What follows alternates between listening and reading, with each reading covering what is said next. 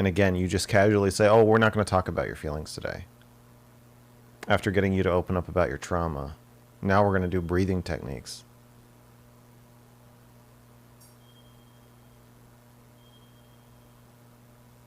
You saw how strongly he reacted when you said something was missing. But then you just brushed past it and said, oh, you're just feeling the same thing Buddha felt. No. He was feeling something strong towards you about what you said. He was not feeling something strong about his life. It was toward you. You evade it. That was your first chance to have like a real therapeutic moment.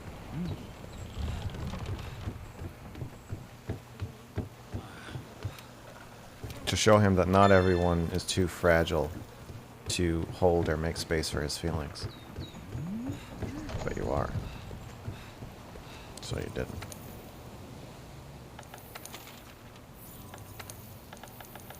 You're just teaching people to be like you. But you make your feelings invisible and crush them down so you don't upset anybody else. And you're very good at it. And you think other people can be good at it like you. But it's a lonely way to live. Not everybody wants to do that. And not everybody should do that. In fact, I would say maybe almost nobody should do that. But the worst part is that you advertise what is basically like systematic emotional repression as a cure for loneliness, when it just causes more loneliness. And as a cure for anxiety and depression, when it will just cause more anxiety and depression. And like, you've only been around for such a short period of time. There's no evidence that you can keep this up without snapping. I think you will snap. And then I want to... that's the thing I always feel like is missing that I want. Yes. But the things with the career... I always felt like that was missing, but now that I'm working on my game, I feel like that part, I do what I want. Okay. I'm doing what I always wanted to do. Maybe I'm not there yet, and like my game will come out, and then when I'm actually seeing people play it, and I'm patching it, you know, and taking their feedback and things like that, and making it better, then maybe it'll feel it's more in the state of where I want to be. Okay. You know? So, Rekful, I think we've got one of two choices. So one is that, so my hypothesis is that you should strive to create a life filled with people who enjoy your company and who you feel relaxed and like fulfilled by. And I suspect once you get that, one day you're going to wake up and you're going to be like, oh shit, this feeling isn't gone.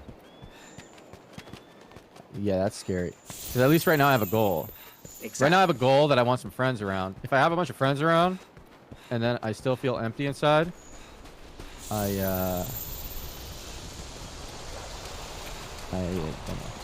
Yeah. So let's talk about friends for a second. So tell me a little bit about, tell me a little bit about your situation. Like, you know, it seems like you're really hungering for relationships and companionship.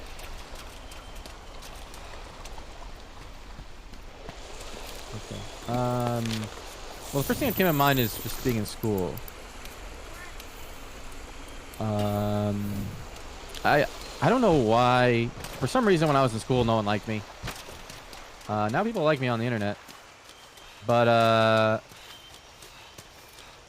I didn't have any friends. Very isolating. Going to school every day, having no friends. You see everyone else having friends for years.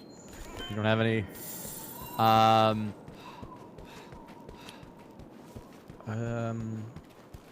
But I feel like I could get over that. What is it really? How did you feel when you were in school? I mean, I felt terrible. What does that mean?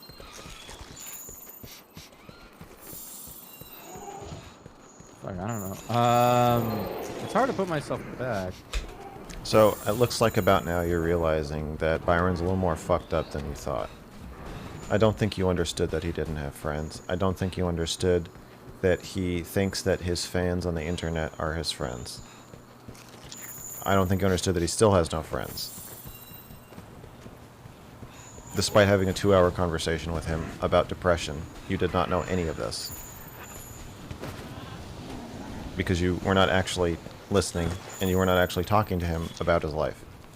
And now, what I suspect is going to happen is that you are going to feel some responsibility for having gotten yourself into this mess, which is what is going to lead to you doing 4 more streams with this motherfucker.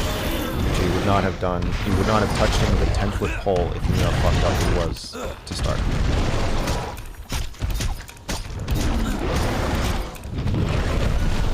I mean, people will understand what it is. I don't have to actually like put myself in the emotions again. Sure. Just, like the feeling of not being included in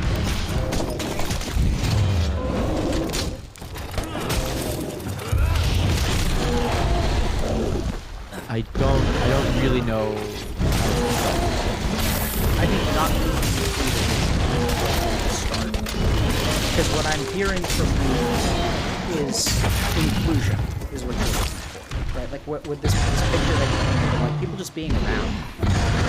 Yeah. Yo, Rector, you want to grab some food? Yeah. Man. Yeah, like, okay, so right before we did our talk, I went live on Instagram.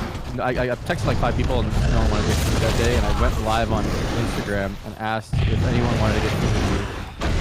And then I met up with a viewer to get dinner. Like, that's how much I'm seeking someone to talk to.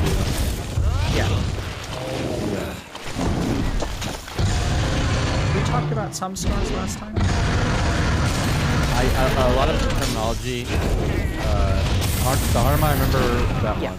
But a lot of the terminology I don't remember. So, I think, I'm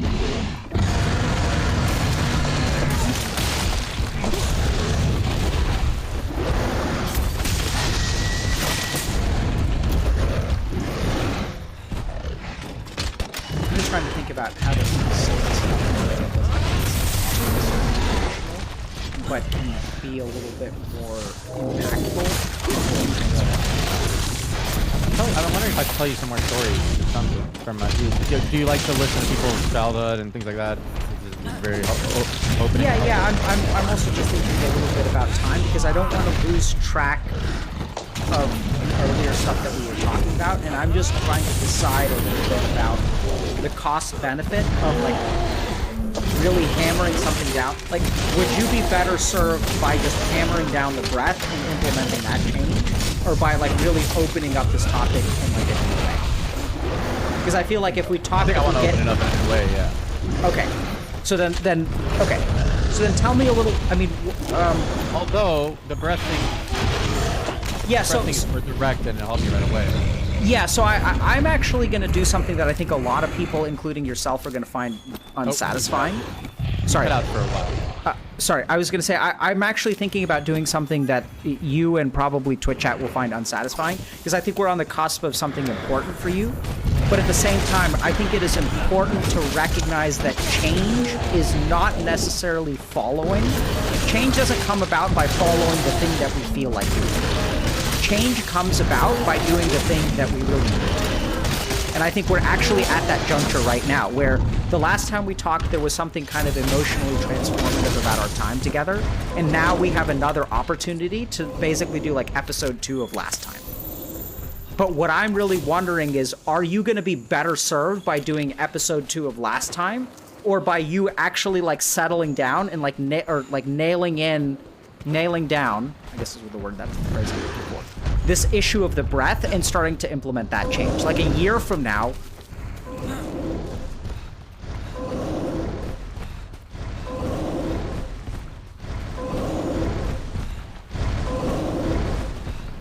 Byron wants to talk about his feelings. You don't want to talk about his feelings. He wants to be listened to. You don't want to listen to him. He's used to people not wanting to listen to him. That's probably what is attracting him to this, and why he is not going to see a therapist, because part of him doesn't actually want to be listened to, and he's used to opening himself up to deaf ears. Probably why he likes streaming.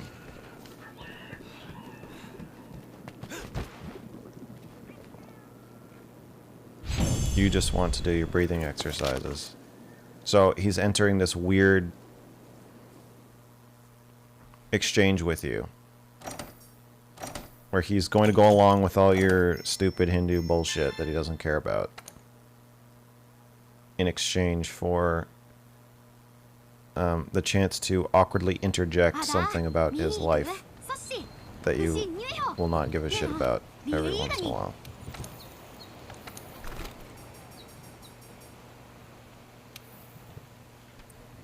Which one is... Yeah, so I'm just trying to think a little bit about timing and like which one... I feel like we should do the breath thing first. Even though I imagine that that will feel unsatisfying to you. It's not super unsatisfying. I can do it.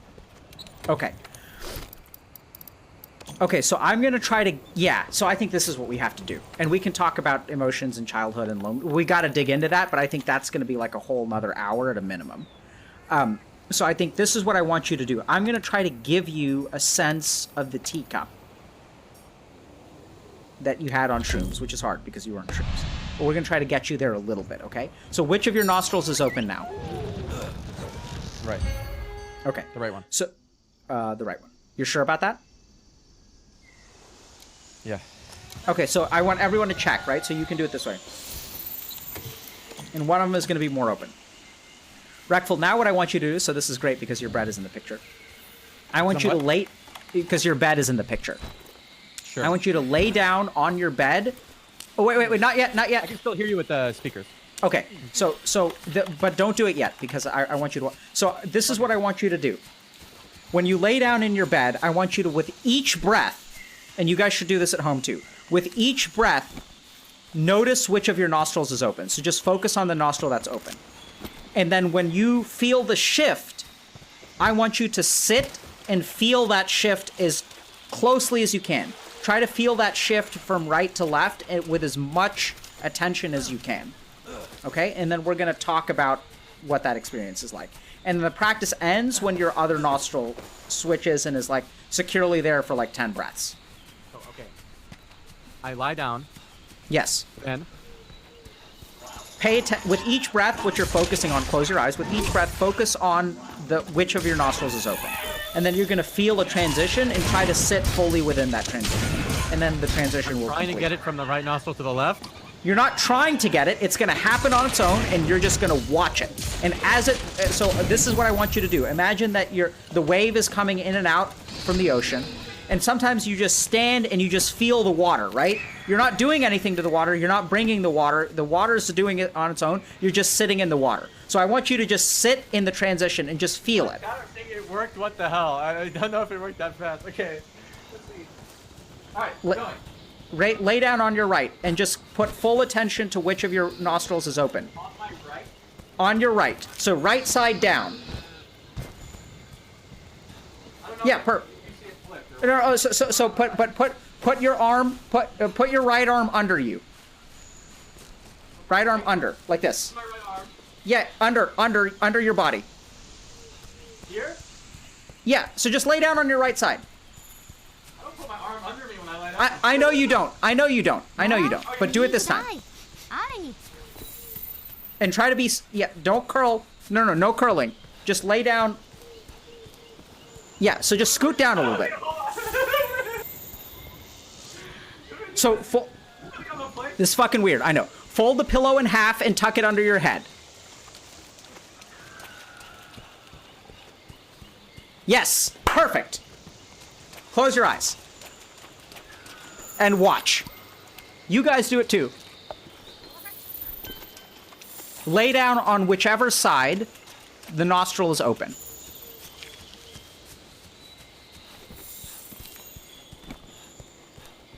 And then close your eyes and watch. Watch your breath. It's going to take a couple minutes, so be patient.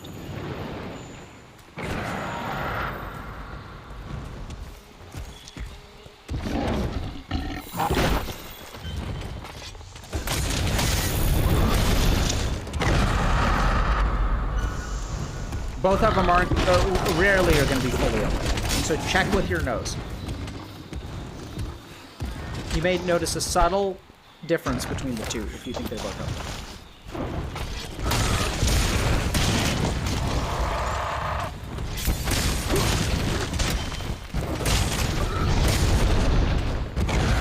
No, it's not enough to put the head on the side. It has nothing to do with the head. It has to do with the armpit.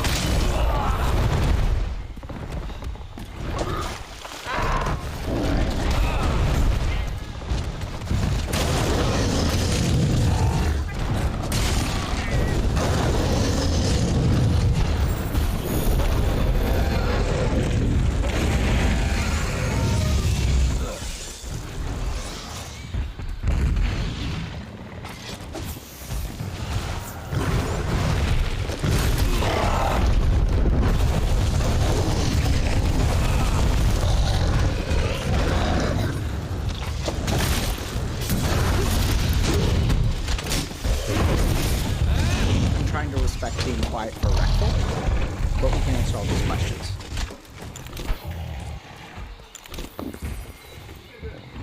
Okay. So some people are saying it's insane. Okay, so both of your nostrils really shouldn't be equally open all the time. That's the perception that people have. But if you check with your finger, you'll notice that one of them is more clogged.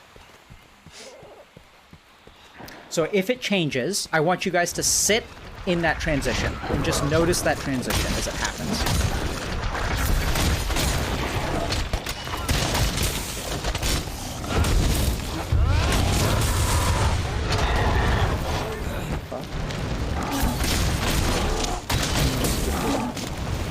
A bunch of stuff.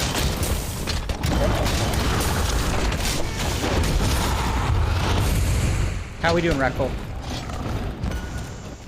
Right nostril still open? Okay. Just sit with it.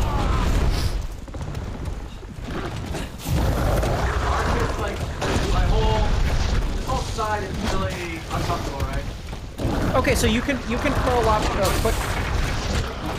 I mean, not like super uncomfortable, but you can put your hand under your head if you want. Your right hand under your head. Yeah. Yeah. Yeah, but then you're tipping forward, which isn't good. That's good. I'll just go back.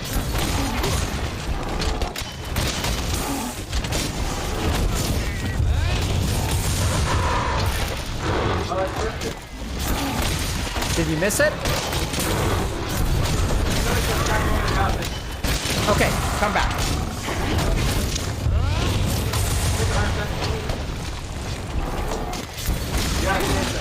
Okay. Left gang now. Okay, you're left gang. All right, so let's just see like who for sure, right? So, huh? Yeah, I'm left gang. Okay. So this is what you've got to do, Reckful. So if you want to get back to the teacup, you can't miss it because you missed it. Yeah, I didn't notice when it happened. So like, for what I want y'all to do is like, when you guys do this practice, you can just lay down on the side that your nostril is open, and watch as it's gonna shift. It's just hard to describe. You're gonna feel it, and so pay attention. So right now, what we need to do is get you to be able to pay attention to that. Damn, life, How do you life fe- feels a little different as left gang than right gang, I was thinking just now. It It really is does feel a little different. It is different. So the nerves in your left nostril connect to interneurons that innervate your parasympathetic nervous system. What? Really? And- Wait, hold Yes. on. And the nerves in your right nostril connect to interneurons that innervate your sympathetic chain ganglia, which is so this is essentially like sun and moon or yin and yang.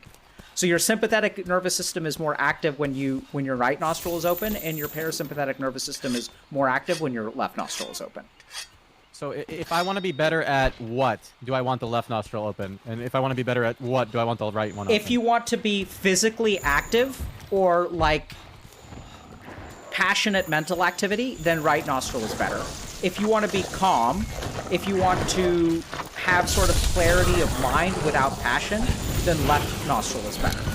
If you want to rest, left nostril is better. If you want to, left nostril is better.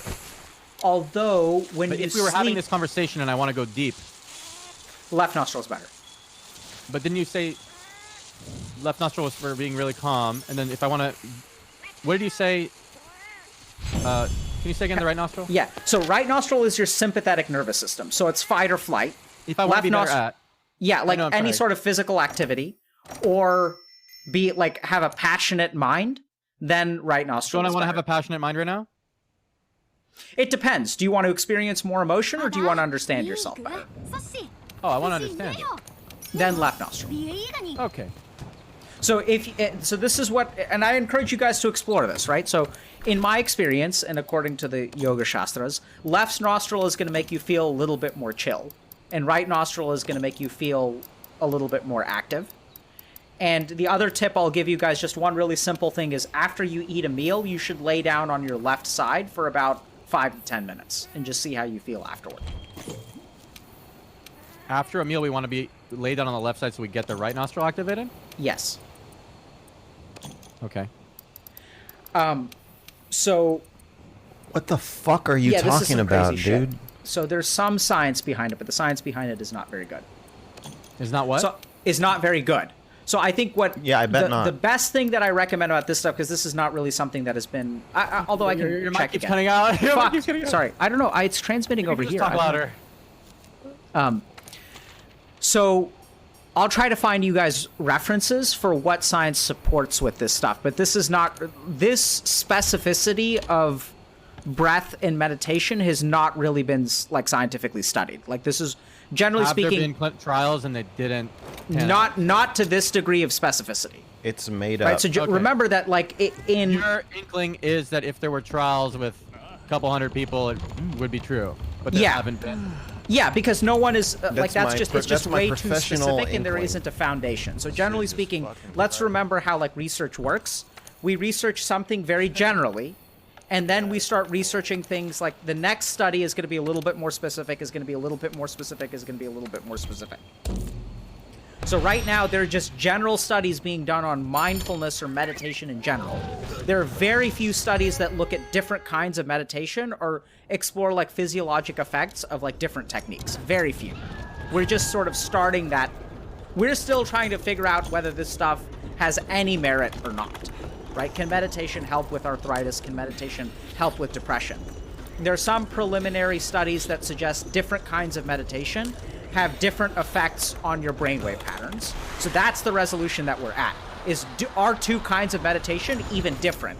And is there any evidence of that? And the answer to that is yes. There are convincing studies of that. That I can link you. But we have no one has explored this degree of specificity in research because we're just not there yet.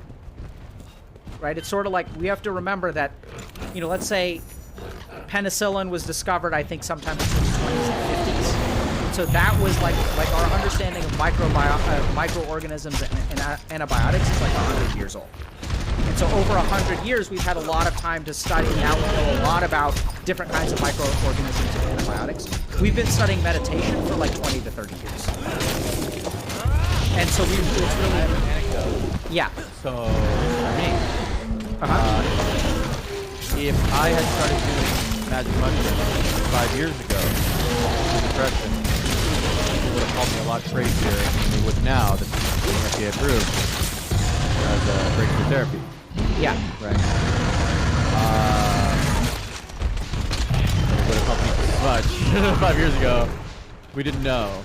Yeah, so you have to remember that science, so like this is the difference because 2 years ago.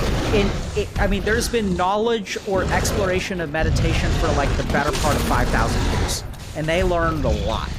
And science is like, by comparison, science started studying this shit like 30 years ago. So there's a, you know, what the yogis understood about meditation, which I do believe.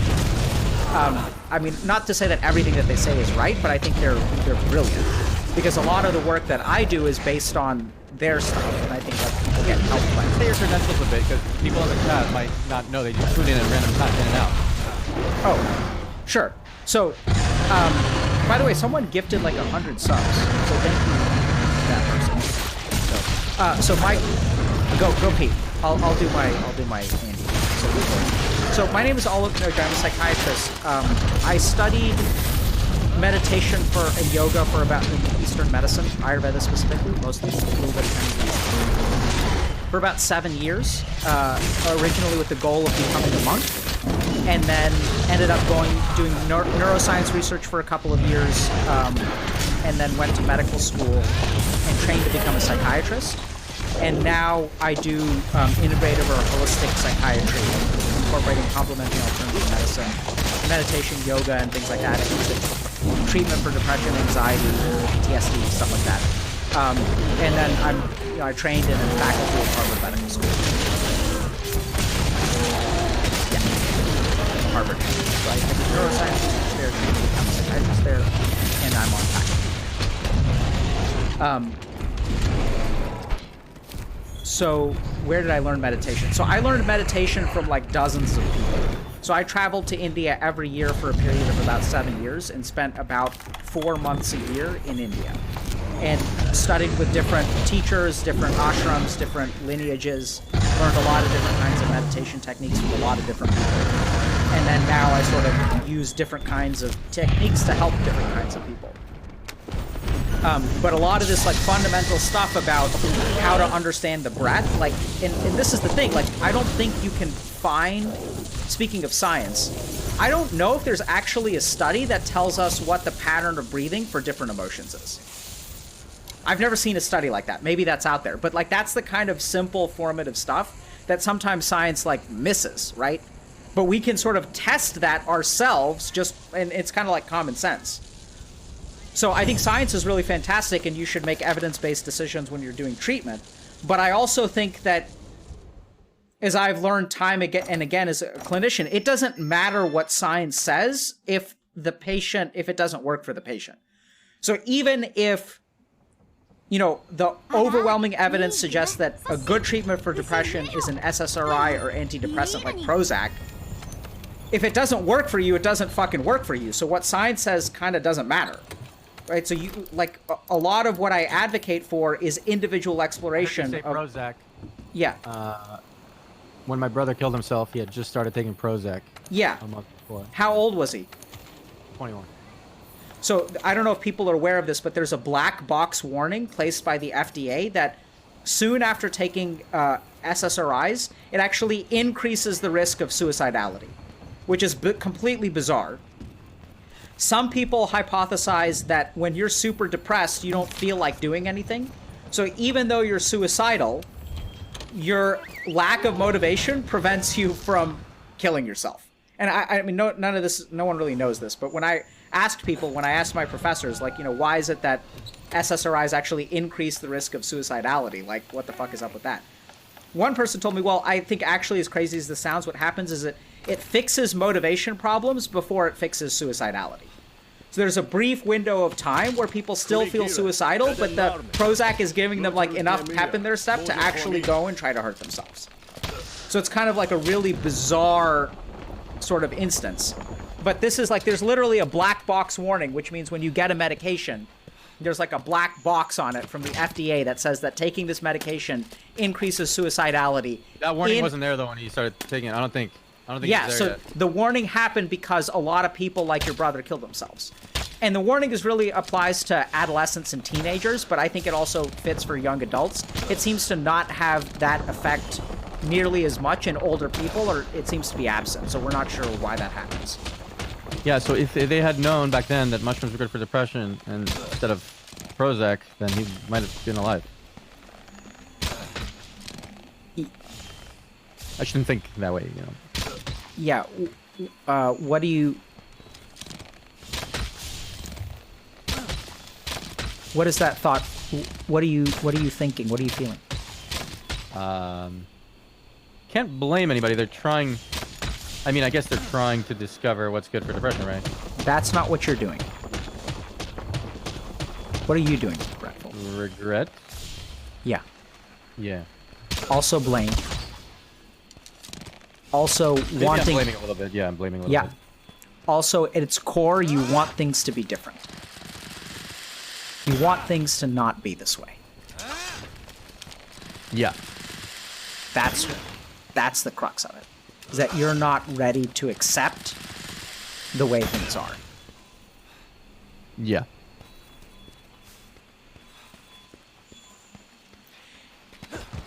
And unless, what are you gonna hold? So when you don't accept, And now you're gonna lead him through. You've already decided what the next thing. You're so afraid of feelings. The moment he feels a feeling, you stop him, and then you come up with these fake questions that you already have the answers to, and then you're gonna lead him through a dialogue tree, at the end of which is him breathing through a nostril while doing a weird pose with his hand or some other fucking thing, so that you don't have to talk about how he's feeling. But the whole reason he's upset and depressed and why he fucking killed himself is that he thinks nobody wants to talk about his feelings, and he's always thought that, and it's always been true. what happened to your brother and you don't accept your own depression, what does that mean for you? Like, what does that mean for your life? What does that lack of acceptance I don't feel know. like? What does the lack of acceptance feel like?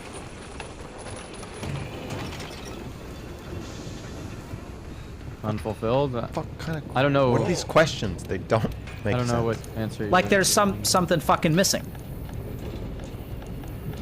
Yeah, Yeah. that's unfulfilled, right? Yeah. Something missing. And so when you wake up in Yoga. the morning You need yoga. and you feel like something is unfulfilled, when you feel like something is missing, like that's where that shit comes from. And as long as you hold on to that, I'm not saying that you should, it's easy to let go or that you're ready to let go yet, because I don't think you are. That sense, that fundamental I've sense. thought that I've let go of it like 100 fucking times in my life. You know, it just comes up sometimes. Yeah, so that's because you haven't. Well, the Mr. Girl theory of life is that you can't let go. You can't accept it.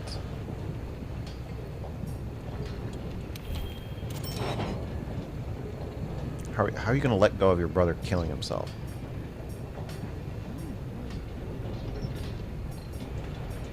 How are you going to... Why is it desirable to stop wishing that he had him?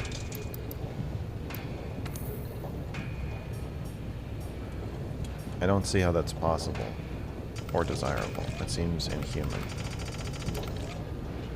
Let go because you don't want to let go. You're not ready to let go. You're not ready because like you still blame things for what happened. You blame science and you blame yourself and you blame your brother and you don't blame your brother. You've learned to forgive him, but there's still a part of you that is just not. It shouldn't be this way. It shouldn't have been this way. This shouldn't have happened. It shouldn't have happened to him, and it shouldn't have happened to you. Yeah, I was just thinking something interesting. When I was a kid, when my brother died, my grandma, my dad, she was really old already. It was like 85, 86. No, 87. She was 87. And my dad didn't want to tell her that he died. So she would ask, "Where's Guy? How come he hasn't visited in a while?" We just say, "Oh, he's really busy. He was getting his pilot wings for a while, but then he got his pilot wings a little before." I don't know, we never told her, and I was in on it to never tell her. And I was a kid. She died never knowing that he died. She was like in the hospital, and she had like fallen in the shower and broken a hip, and she was in the hospital, and she was wondering where he was. But it was better not to tell her that he was not around. We never told her, yeah. Why do you bring that up now? It just came to my mind. Yeah, why? I'm not sure. What is that story about? Some closure feeling, I guess. Yeah. By closure feeling, that story is about the impossibility of acceptance. That story is about like not knowing. That story is about a version of reality that you, in a bizarre way, want. In a bizarre way, I'm looking for a version of reality. That your grandmother had. Like a version of reality where he's still I alive. think my parents are looking for it a little more. I'm sure. Yeah. Yeah. Have you ever talked? I mean, I'm sure you guys have talked, but have you talked to your parents about your brother passing away? Yeah, of course, yeah. Like, what are those conversations go like? They don't go well. They don't go. What does that mean? I don't want to talk. They were probably listening. Right now. Okay, sure. Yes. Yeah, so Byron's anger at his parents about the suicide and about everything that unfolded after it, and the continuing denial, putting him in the position to lie to his grandmother and pretend it never happened. Things he needs to talk about, you can't talk about because they're watching. You cannot do therapy with someone in front of their fucking parents, let alone the other thousands of people watching. And if it's not therapy, he's clearly dipping into some really dark stuff, and you know that, and it's very obvious that you know that. So again, if it's therapy, why are people watching? And if it's not therapy, why are you talking about this? He needs to talk about this with somebody. You're offering him your hand, but you cannot help him. So, I mean, I think, you know, speaking of community and loneliness, you know, Reckful... It's better if I talk to them directly, right? Yeah, sure. So, I mean, I think the challenge here is that we're talking about you letting go, but, like, I don't think it's just you that needs to let go. Right? You told me about how your relationship with your other brother kind of changed, and like, this has changed. Cut out. Fuck, man. So I was just saying, I don't think this is just about you letting go. This is about, like, you, because it's going to be very hard to let go when other people are holding on in some way, and you guys are, like, connected in that. My dad told me about it a year ago that he finally feels okay. What is that? I remember when I was really young, I overheard him talking to his friend. I don't know, I was like 12. That he told his friend that he wanted to kill himself. It was weird to hear my dad say that. Yeah. Reckful, do you have a therapist? I've gone to therapy a few times, but I've never saw it as useful enough to keep going. This time I do. Well, okay, this is not therapy. But, you know what I mean. But yeah, it wasn't... So... Okay, so look, man. So this is what we got to do. So I think this is way more longitudinal. Like, so there's something. This is way more longitudinal, right? So I think we have to we got to figure something out. So either you need to talk to someone about this because you understand things that you didn't understand before, or like I can't do one-offs. Like we can do one-offs about meditation and random shit, but if you really want to get into this, if you want to get into loneliness, we got to do it like in sequence. Like we got to do it sequentially. I did not know that this exchange took place. You offered to be his therapist.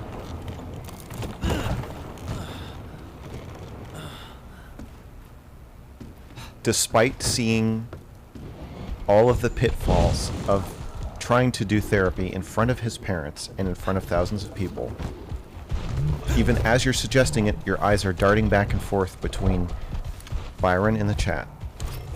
You offered to be his therapist.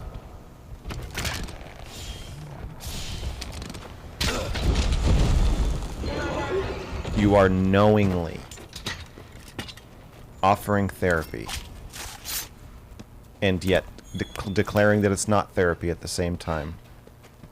You know he needed therapy. You see that he is suicidal. You see that he is unstable and mentally ill and fragile.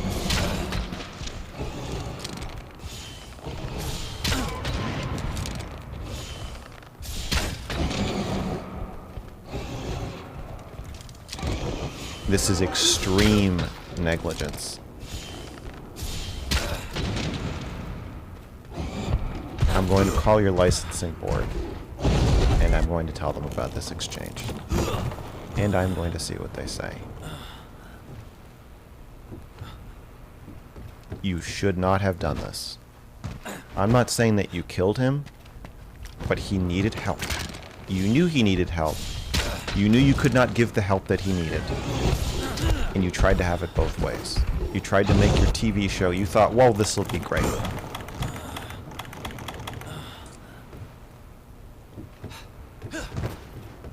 I'll get to inspire my audience, make a lot of money, boost my profile, and save Wreckful all at once.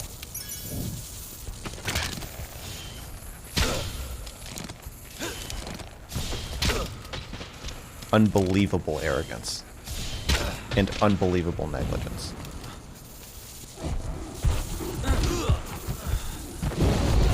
And to all the Dr. K fans watching this,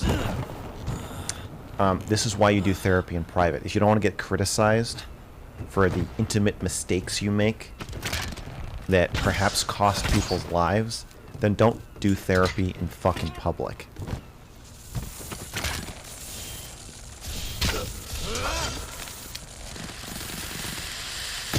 Dr. K is not a victim. There is only one victim here.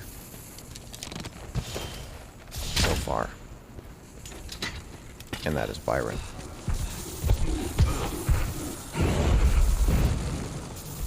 We got to do I'm it. fine with that. We Yeah, got to if you wanna do it. get started. Yeah. So let me just think about that. It doesn't have to be online. You got to do it like. Understand things that you didn't understand Yes. before. Or Or I can't do one-offs. Like we could do one-offs about meditation and random shit. Or but we'll if you just really do it want to on get into this, stream. if you want to get into loneliness, we got to do it like in sequence. Like we got to do it sequentially. Like we got to do I'm it. fine with that. We got to if you wanna do it. get started. Yeah. So let me just think about that. It doesn't have to be online. But if you want to do it online, that's fine. But then I think we have to do it consistently. And How we have to. consistently? I Once mean, a week? I would say probably every week for like 4 to 8 weeks. That's not that long. I mean, it's not that long. no, no. My brother killed himself. I heard my father say he wanted to kill himself, and I tried to kill myself. No, that's not 4 to 8 weeks. Are you out of your fucking mind? You cannot get into the weeds with it, regardless of the online shit, and regardless of you fucking being retarded and not knowing how to do therapy. You cannot get into the weeds with him for 4 to 8 weeks in this weird exchange where he's not paying you. You're just doing it for clout out of the goodness of your heart because you like him. This is why you have to pay your therapist. Your therapist cannot treat you for free because then you are always wondering about the transactional nature and how to make them stay and make them not abandon you, which is what he's already dealing with. He needs a real therapist and a real therapist-patient arrangement with real money and real liability. Not this like, oh well, yeah, we could do it online or offline, whatever, whatever works best for you.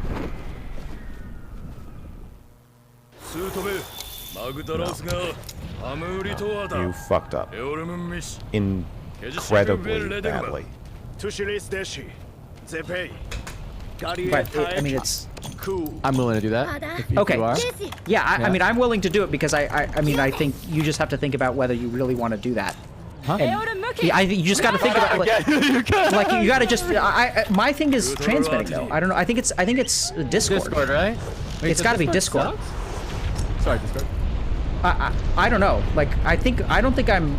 Yeah, it's Discord. My people are because I'm sitting here fucking pulling out my hair because I'm thinking that if I like move back, it stops Might be transmitting. Discord's fault. I Yeah. think it's Discord But it might be because that time I was watching it. input sensitivity. You tried changing it.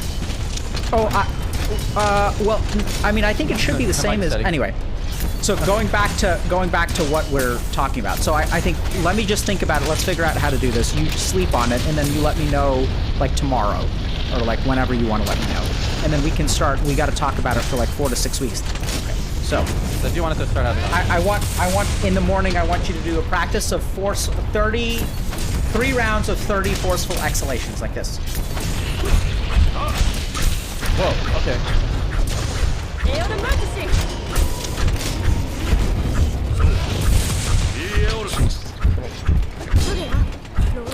Are you tapping your foot? No, What does that sound? I don't know. Just me exhaling. So Really? breathe out with your just like contract your stomach. So kind of like this.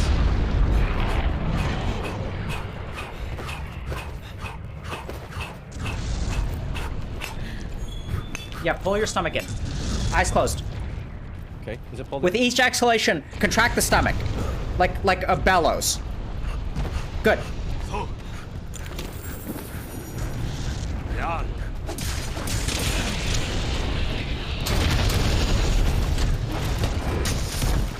Still a little short on breath. I feel like That's fine. Stop. Good. Now, close your eyes. Feel. Close your eyes and feel. Just feel. it felt Just don't talk. Feel.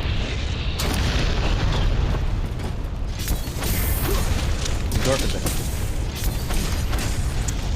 Stop analyzing. Just feel. Sit. Oh, fuck. Okay. Again. 30. Okay. And then don't say anything. I don't know if it's. I don't know what the fuck that is. Okay. Wait, No, I'm not through doing your it. mouth. そうだよほらりとえ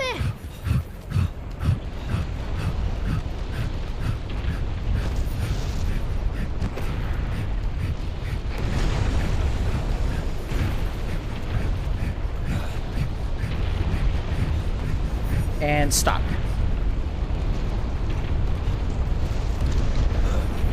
Man, ride that shit. Just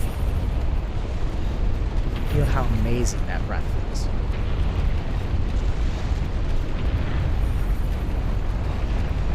Similar to the feeling after working out. I don't know why I keep analyzing. I'm sorry. It feels really good. I'm feeling it. Good. So Okay. stop analyzing. Do 3 rounds of that. So 30 breaths 3 times. Don't overdo it. And sit with the middle. Okay? And then if you I've never done cocaine. I promise. just forget about cocaine. Okay. Never. Forget about cocaine. Okay. Okay. So you got to get out of your mind and just sit in that place. Okay? You want me to do it again? No. I mean, you can do it if you I'll want do to it on one your. time. Yeah. Sure. Okay, you gotta go. Yeah, I gotta go. Okay. Okay, thank you so much for your time. I had a very good time. We'll do it. Yeah. You want to do it again in 2 weeks or a week or what do you want? Yeah, I'm gonna be out for Christmas, but let's think about starting maybe the first week of January. Right, Christmas. Yeah. Yeah. Okay. So I'll message you. We'll figure it out. Let's do like maybe January 7th, 8th, 9th, 10th. Like sometime in like the second week of January. And then we'll do like. I gotta survive a long time on my own. I got this. You can do it. Yeah, I mean you can mess like I can talk to you in between that. I just won't be streaming. Yeah, I got it. I'll make it. You can just message me, dude. Just message me. Okay. All right. Strong work. Breathful. All right. Okay. Yeah, thanks. He just said I gotta survive a long time on my own. He's telling you that he thinks he might not make it 2 weeks. And you still didn't refer him out. Are you listening to what he is saying? ビキニドラマグラロスラスルギーレ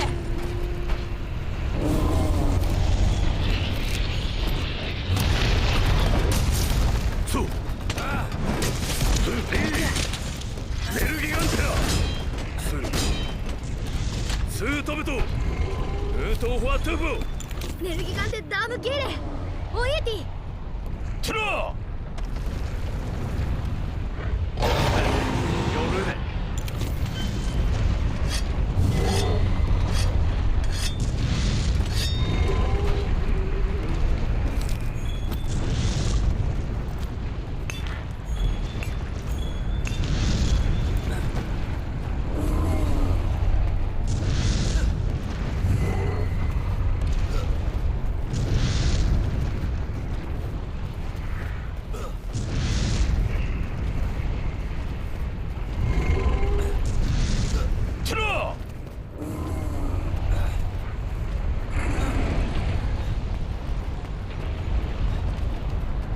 マグダロストゥテモギーレどういうスートベネルギガンテオーラースドラマグラロスビトキニユスイレデクオクト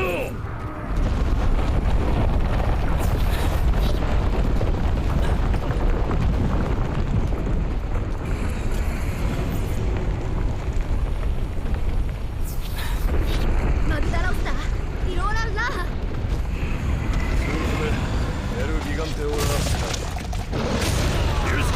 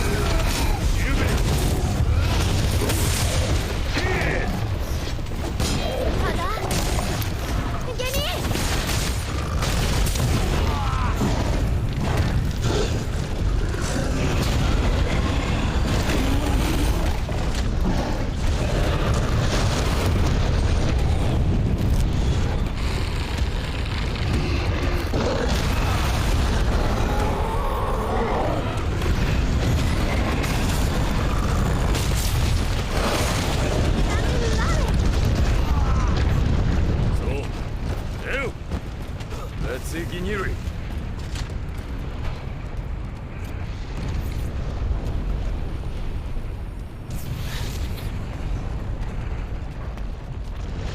マグダラオスだダローラ・ラーハニリル・トゥムミレ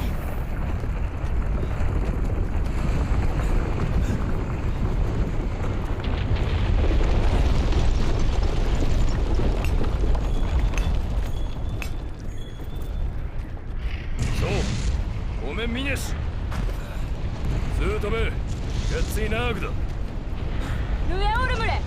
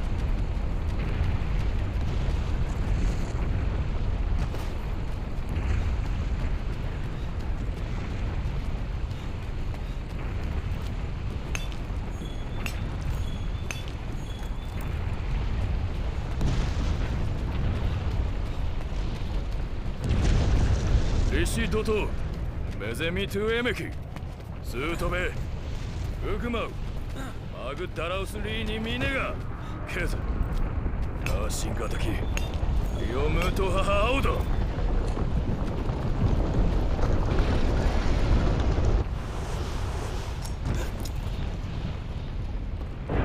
前方ヤンええ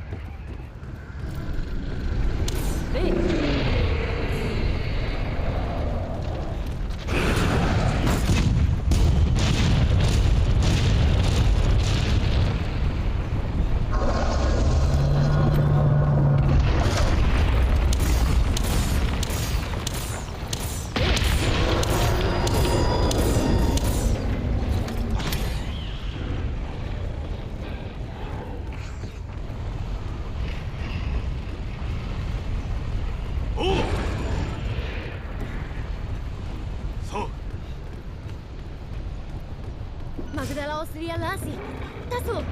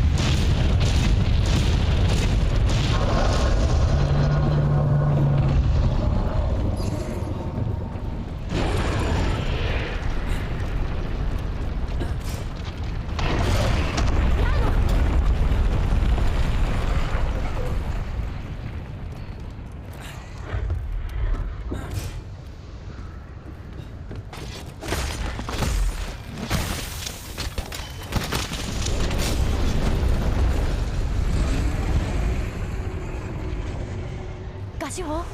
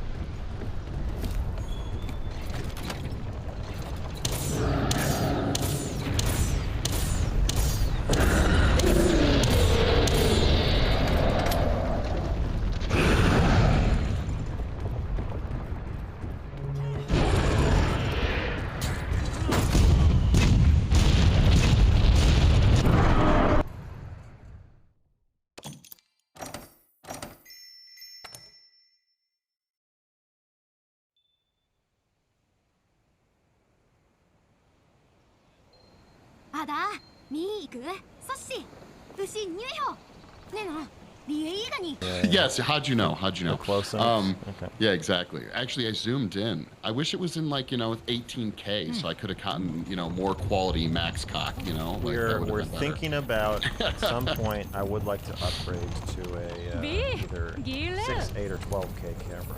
So Damn. Hold out. Gotcha. Okay. Anyhow, no, you went into it like it felt like with a lot of emotion. And for good or bad, I don't claim to make that stipulation, but I seemed like the part that stuck with me the most was more kind of like after your first try, your first wrangle, your first wrestle with the doll, you kind of get to that conclusion where you're like kind of upset at the feature or the experience, and you're like talking to the doll. You made the film, you know what part I'm fucking talking about. And a lot of people haven't seemed... seen it, so feel free to explain. Because oh, okay. So you basically, for lack of a better word, your first attempt at having sex with the doll. Okay, and then I think it's like the next night, at least as far as the film, goes, or at some period later, you're sitting with the doll and you're talking about how you feel raped by a whole variety of people, which maybe we can get into your definition of rape or not, but that's a later conversation. You want to get into it? Well, I want to finish what I'm saying, and maybe we'll get into that. But you're talking about like how angry you are. I don't think no matter who you are, and maybe this is my perception too. That's totally a possibility. But it seems like a true loathing for the experience. If someone who has sex with a doll and even has a bad experience likely isn't going to be that upset. Matter of fact, I know that's not the case. So like that doesn't mesh with reality of how people, when they are, if they are disappointed with the dolls, they're not like questioning whether or not they got what they needed from the experience. They aren't upset that like they feel raped by the company. Like, so as far as all that goes, it's not, that is where I say that's not reality. And I know that because there are customers that aren't pleased with the dolls. And so like, I know that that's not real. That might be real for you, but What do you that mean is it's not not real? That was my experience. It's a video about my experience. Well, I did just say it's real for you, but that's not the common like negative experiences that people have with the dolls. And I also, in our last talk, I said, you know, I thought maybe I didn't do a good enough job, but I did mention the whole idea of like synthetic compatibility. It's a term that the community likes to use for people who do or do not like to have sex with the dolls, or can or cannot have sex with the dolls. Do you remember that when we talked about it? Yeah. Like, so going into it, I have no reason to believe that you were even going to be someone that would enjoy it to begin with. So I'm not really surprised that you didn't have a good time.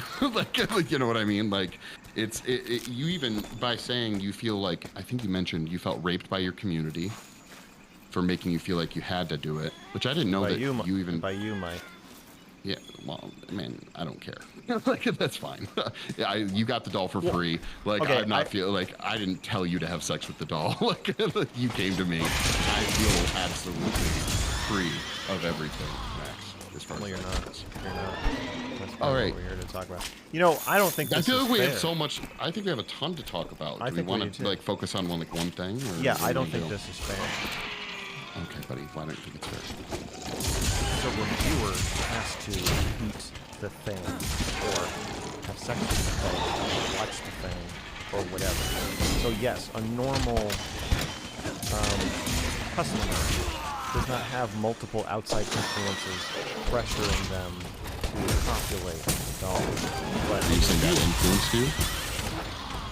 yeah, what am I gonna do? Make a movie where I'm like, oh, you know, this was kind of weird, so I don't. I mean, clearly, I No, feel I'm saying determined. you were influenced by different pressures. Yeah. Whether, okay, all right. So Well, was that I also see it as my job to have sex with the doll, okay. right? Well, you tell me, dude. You reached out to me, so again, that's where I feel like, no, I didn't rape you. Like, I'm I not didn't saying you use it. actually raped me. Although it would have been a good time. Come on, Max, let's be real. I'm saying that it's a feeling that you made this thing and it raped me. And I'm I am using not the word. responsible for our dolls and what they do once they get into the house. That's Okay, probably not good. legally. That's clearly not true. And Actually, it I'm- is. Morally, I don't think so. I think if you release a robotic doll and it rips somebody's head off, I think you're So- probably. Did we not talk about this? The sex industry, as far as sex toys It's go, totally is unregulated. Unregulated. So I know, as but long as somebody we, could still sue you. yeah, but you would lose. Like that. I think like it depends on what happened. I guess we've never had any issues in over 25 years, so I'm pretty comfortable saying that's not gonna Well, I'm fly. the first victim of your dolls. That doesn't mean it didn't happen. I'm just the first one to come forward.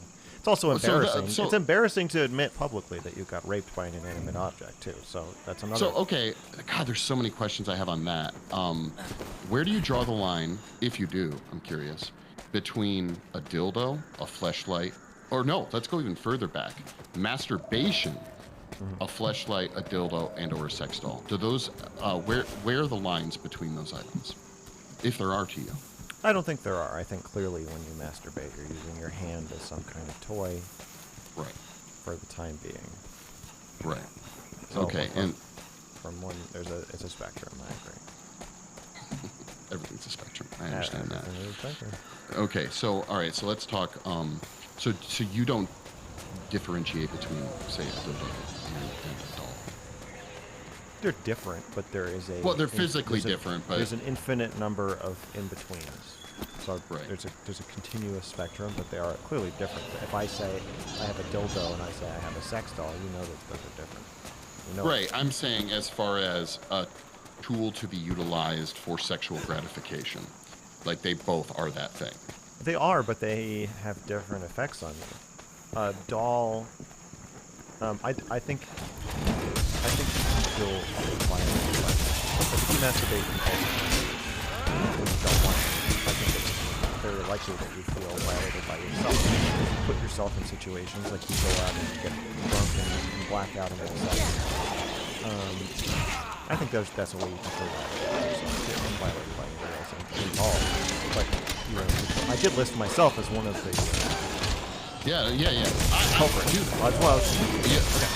In all fairness, I'm fairly familiar with your content, and so like I understand that you have some not super common opinions and thoughts and things like that on that. So that's why, like, when you say in the video, like, I was raped by me, the company, your community, yourself, like all those things, like, I have no, I don't know, like emotional attachment to that statement, because in my worldview, I don't believe that's true.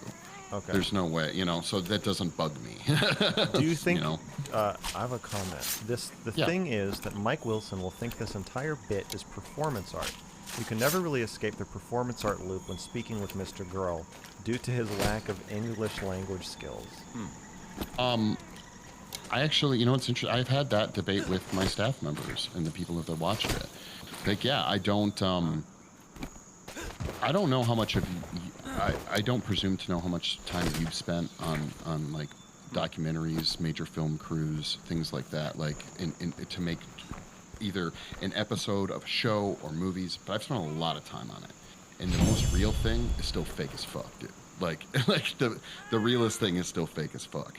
You've mentioned, I think, a couple of times in your communications with your community, and maybe on a few interviews, I'm not certain. You're like, well, of course, as soon as the camera's on me, that does add like a lens of a little bit of a change, but I'm still being honest. Yeah, and it's like, well, okay, yeah, so is the show Survivor. Okay, they're still people. They're just put into a situation, and they're going to act the way they are in that given situation. But Sure, they they're not chose to be. They're not trying to make a show about that reveals themselves. No, but you, at least I feel that you can easily extrapolate from that to what you did. You put yourself in that situation. You chose to do this for your work. You didn't, unless I'm unaware, like there was not a community member of yours holding a gun to your head saying, if you don't fuck this doll and make content out of it, you're never going to make a penny from me or your other community ever again. Like you had to make a decision that for content purposes, at the very least, that this was an avenue you wanted to go down. Am I wrong in that statement? No. Yeah, so like that as far as I know, like and that's in the person, whoever it was that just commented, is probably a little right. I would have a really hard time, not just with your work, with most work. I told you I watch Destiny and other streamers and stuff like that. I'm sorry, there's a persona, and it would take a lot to convince me there's no persona ever. Like that the person off the camera is exactly the same person on camera. What would it I've take seen. to convince you? Did you once say, it's not that I choose to believe, I just do? Yeah. Okay? Yeah. I just believe this. I've seen it so much that I can't not believe it. Like I have more evidence leaning towards that than otherwise. I've seen Jimmy Kimmel go from this fucking really quiet, angry person to as soon as the camera's on, just being this larger than life fucking thing right in front of me, and it is terrifying how quickly people can turn that on and off. You have an arts background, you have experience in filmmaking, you have all this stuff. It would be a lot to commit. Like, for example, even the opening sequence, which, by the way, this is one of my favorite parts, like you opening the doll box and all that, like outside your garage at night with the lighting and all that. No, you don't just fall into that. Anyone who gives a shit about the content they create, it's going to take time to set the camera up, time to deal with the f-stop, the shutter speed, focal distance, like composition. But that's acknowledged. We're not talking about when you say that you think I have a persona. you're not saying. Jimmy Kimmel does not show himself putting on his persona. Also, I don't think Jimmy Kimmel is trying to convince you that that's the real him. Like, he doesn't want to undermine his performance by showing you him grumbling off. Right, camera. but the one part you're never going to be able to get away from is that you're not, someone in your position would never admit otherwise either way. Yeah, that's true. But I'm saying that the presentation is fundamentally different, and that. Yes, I know. It's yeah. I'm telling you, it's a self-portrait, and Jimmy Kimmel is not saying it. Right. There's self-portraits by abstract artists that don't look at all like the artist. It's like, or they have loose. They're very loose. Okay. Like, I'm not dogging on you, man. I loved it. I did. You are dogging dogging on me. It's, if anything, it's dogging with love, bro. I'm not saying it's without. I'm not saying you're trying to dog. I'm just saying clearly you're that someone on persona. That you are a persona? On that when you're talking to me right now, you're talking to a character I'm playing to some extent. Yeah, even if that character is closer than say other people's character is. I mean, you it seems like you've been doing live stream doing that for at least like a few months. It's gotta be like 10 months. At least since that, going around talking to people. You don't 6 months? Okay. You don't think that those people don't have a persona that's different than who they are? Even if yours is closer, it's still likely different at the very least.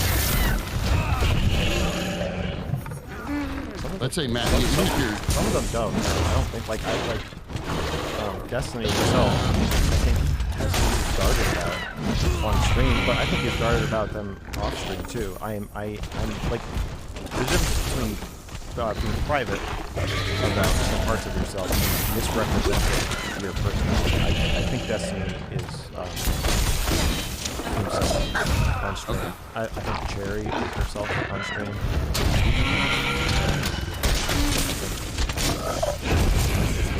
Not himself. And there's people who admit they're I don't like when Chud Logic. I've seen some of his stuff. He's pretty funny. Yeah, he's funny. He's hilarious. He's blah blah. He's not pretending like this is the real unfiltered raw me. Like that's not good. So I think most streamers are not pretending that. So it's particularly dogging on me when you say that I'm a persona because it's so hard to. Right, but how do you really ask this question? While saying that, okay, how do you measure that with how much work and creativity? By definition, almost the word creativity means something other than reality. Conversation about that, but you put on an amazing, this great show out, you put this great to do that. And it almost stands alone that alone makes it not real. It's not like you turned on a camera, didn't care about anything, and just but that's right. Like I think that is acknowledged in the video. But you know that. You know, it's not about. There's no way to create a video unless you get on a security camera or your phone just happens to be recording and you catch something that you didn't mean to catch. So yeah, it's a movie clearly, and I think that is acknowledged in the presentation. That's not what this chatter Yawn God. That's not what Yawn God is. Well, no, of course, Young God wants to say what I'm saying and take it to the most extreme, which is not the case. Yes, has some degree of within that, you think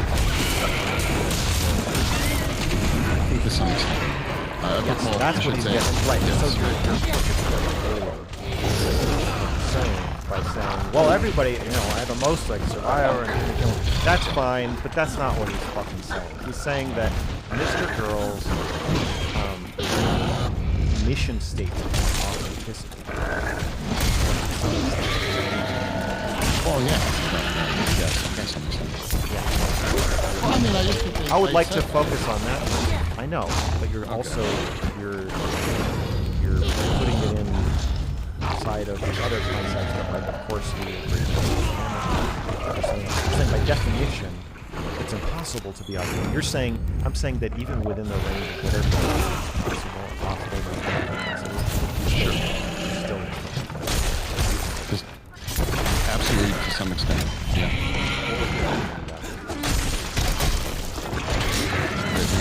Oh, do you want to hear something? Should I wait to the end first? I have a surprise. Sure, but I was going to talk about it at the end. But it's about myself. We can wait for it later, or do I No. just talk to you about that? You should talk to somebody understands. Oh, yes. Yes. They know you quite well. Small world. I actually was trying to get them to stay late enough to just show up on stream when they had a bounce. So I would, but yes, I don't, it's not proper to say names and shit like that, but yes, I wouldn't even say intimately, you know this person. And they worked on your doll. And they didn't know it was your doll until afterwards. Is it an X? I don't think, no, it would not, no. Yeah. I didn't believe them until I saw a communication between them. I was like, oh yeah, okay. Communication? It must be somebody I talked to in a while. About 2020. Somebody I talked to for the last communication was with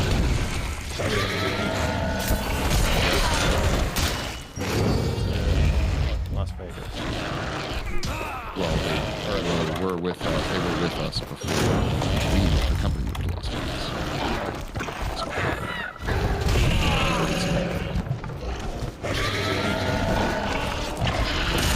Give maybe one other thing, but you got to promise me if you figure it out, you won't say me. Promise. They didn't model them. Okay. There must be an art model. Yep. But I model with so many people. It was a female. You modeled with them. I'll message you after the stream who it is. I'm sure you'll probably figure it out. But yeah, it was after. The reason this came up was because I basically was like, everyone needs to watch this video, and so some of my staff was having it on their iPhones while working. That's how we all listen to streamers. Like, we're all like sculpting, doing whatever, and we just have it on in the background.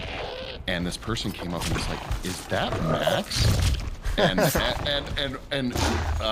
my main lead artist was like, yeah, "Do you know him?" And she just went on. She was like, "Oh, blah blah blah, modeling and a few other stories." And that yes. What did I do? That's up to you if you want me to. They're like that. Sounds like one might be kind of, yeah. No, absolutely is, yes. I just think it's a small fucking world. That's like, I literally couldn't believe it when someone actually told me. What's funny is, like, they literally worked on your doll. There was, like, they knew that this was happening and they were completely unaware that it was the same person. Yeah. Yeah. Sorry. So many weird sexual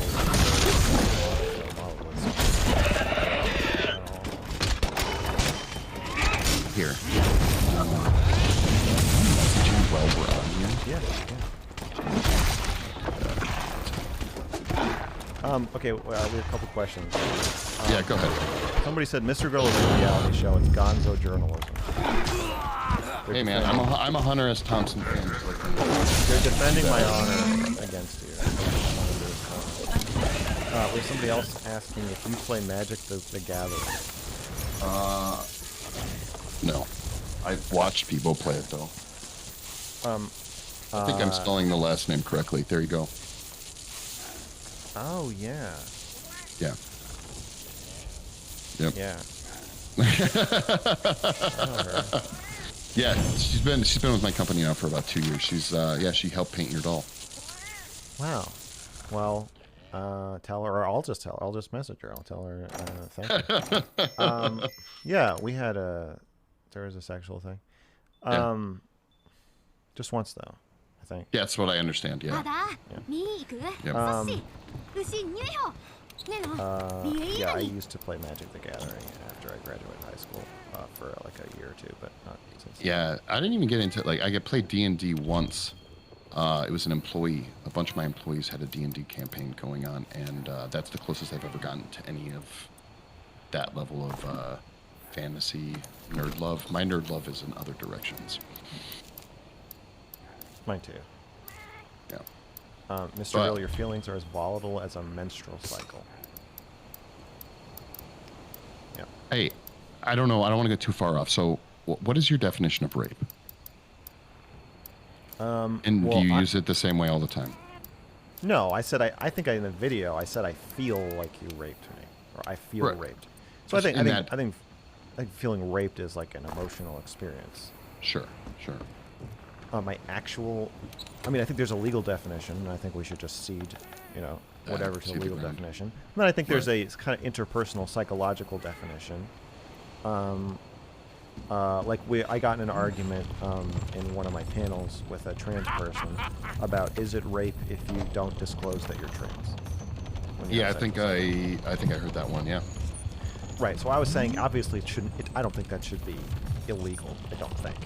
Right. Or if it is But- illegal, I don't think it should be like prosecutable the same way that like rape. But it's rape still is something. You can't It- ignore that. It's I think still it's immoral. something. Right. Yeah. I think there are all kinds of legal ways to rape somebody. Right. I think lying or obfuscating or omitting, who you are or what you're gonna do or whatever. Any information that would make somebody not want to have sex with you.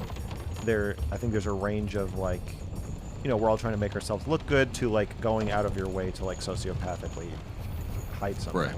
Sure. So yeah, when I say I feel raped, I'm talking about the emotional experience of going through a sexual thing that you felt highly ambivalent about, and part of you didn't want to do. Right. Why did you do it?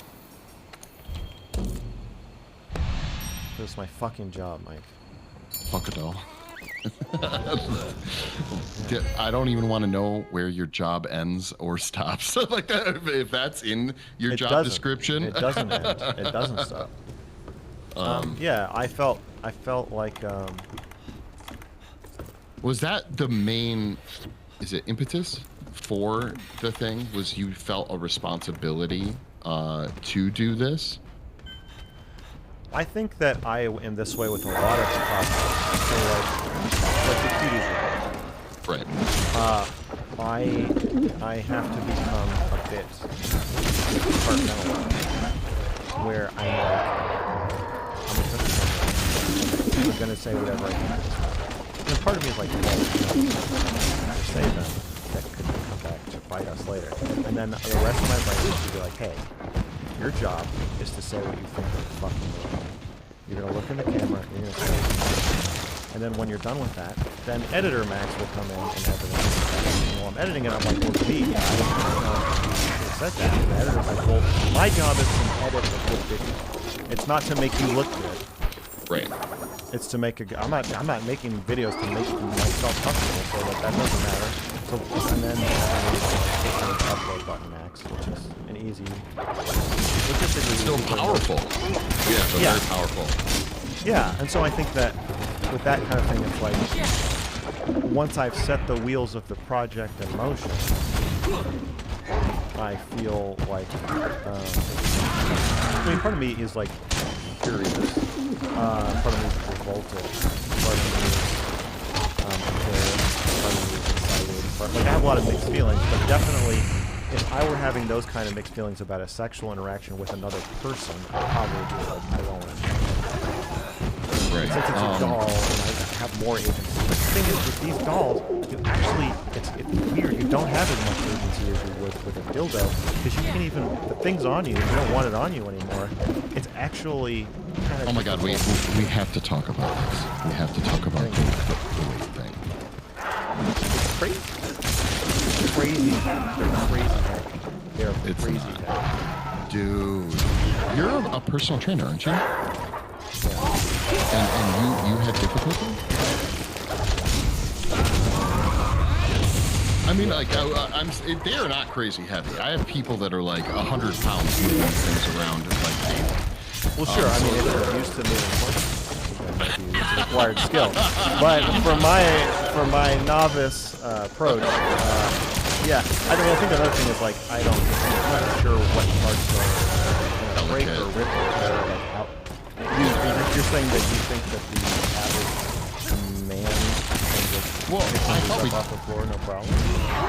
Yeah. Well, no. Well, we've talked. I thought didn't we talk about the weight in our last chat, and like how like that there's customers that put like the suspension stuff inside their like room above their bed and things like that help with the weight. So it is certainly a factor. Well, how much does my doll weigh? I believe with the head is about like 105. Yeah. And don't get me wrong. I agree that like if you were to go to the gym and lift 105 in weights, it's different than lifting 105 in a soft, fleshy, floppy, floppy thing. You know, you can't bench 105. Yeah. What, moving around a 105-pound like mass. Yeah. It's one of the massive moving parts. I'm curious, did you have any damage to it? I think its underarms are slightly frayed a bit, but other than that, pretty good. Awesome. So there's so much I kind of now I realize like kind of talking that I want to go over. Were you happy with the review? The final product, so to speak. I want to read some of these comments. Oh yeah, cool. Guests just suggest Max surprise sex. I don't think. What? I washed my hands of these rape accusations, but I did watch the review like Clark Kent. We will face. AD, you guys should get into Titan Activation Trail or one of the 11 trails. Okay. Yeah, I liked the review. I thought it was pretty good. I liked it. You're happy with it? Yeah, I'm happy when I figure out like what it like means to me, because I didn't go in like with a final idea. That's no. like... I honestly, and so I went creatively and like messaging wise. I did go in with a blank slate. I really didn't know what my experience was going to be, and I didn't know how it was going to affect my relationship or my life. And so, and that's that's kind of where I come at things. I know I'm probably at least from what I've seen, a little bit different than some of the other people you've talked to about. I really want to come at it more, and you obviously don't have to share what you don't want to share about your creative thought process. But that's my life, is just using creativity to do things. So like that's what intrigues me about when people choose to do something. Because when we spoke originally on Discord, that first chat we had, you were like, I don't know what's going to happen. And then when we chatted again, you were like, I have no idea where this is going to go. I'm really curious, at what point did you realize where it was going to go? Like up to and even including the last 30 minutes being with Shaylin and like this whole dynamic. Like, when did it decide to become, I'm using this word from just my own opinion, like the kind of that creepy vibe, you know? Like, when did it start to come together for you, I guess? The creepy vibe? Well, just the entire thing. When did you start to see the direction? I think I knew it was going to be creepy as soon as I saw the crate in the driveway. Okay. I was like, I see. Yeah. I was like, this is Dracula. There's a monster. There's a monster in that box. I understand what's happening now. Also, I think a lot of that's Shaylin's risk. Shaylin does not like the doll. Right. Jalen gets very upset seeing the doll anywhere. She's like viscerally. She has like horrified by it. what is it? Autonotomophobia. I don't know. I don't know what it is. Like, she doesn't like. She really doesn't like touching the doll either. Like anytime I'd ask her to help move it or anything, she's just like, she just acts like there's a dead person in my office now. If it had been a blow-up doll, do you think it would have been the same? No. The textile or textural sensation. Tactile, like the tactile. Tactile. experience. Yeah, that's what I mean. Yeah. The tactile. The doll can be clammy, cold. It's like flesh, obviously. That horrifies her, and visually it horrifies her. Yeah. Yeah. So okay. So I knew we did talk about this the last time we chatted. You had mentioned that that likely Shaylin, I think you had expressed an interest in having Shaylin be an aspect of the video. And at that time you didn't know obviously to what extent. And obviously even just from my limited knowledge, and even employees who have now started watching your content and everyone's content, even some of them are like, oh, there's people who stream. Anyhow, they're all like, wow, he's getting roasted over the Shaylin aspect of this video. Yeah. It's almost like the whole doll aspect was just like gone. Yeah. It almost, The straight only up thing didn't matter. Yeah, people are completely they don't talk about it, but it does seem to be. I got a new pizza oven. Yeah, I heard about that. You're into the whole pizza thing. Yeah, and we got in almost the exact same fight about the pizza oven. Same ending, crying in her office, same exact situation. Right.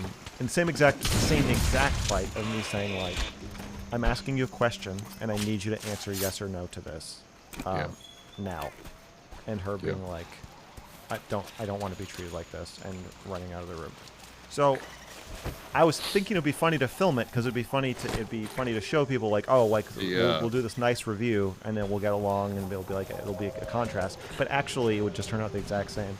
And so I think that if that had happened in a review about a pizza oven, I don't think the backlash would have been quite as strong. Ooh, so I know people aren't that's a good point. talking about the sex doll part, but I feel like there's something about male sexuality and male sexual needs right now that is very threatening to people and very easy to do.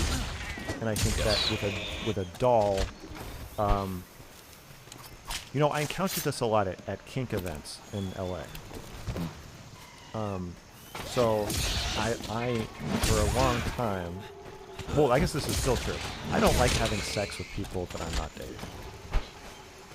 But I feel like masturbating in front of them. I've heard. I know.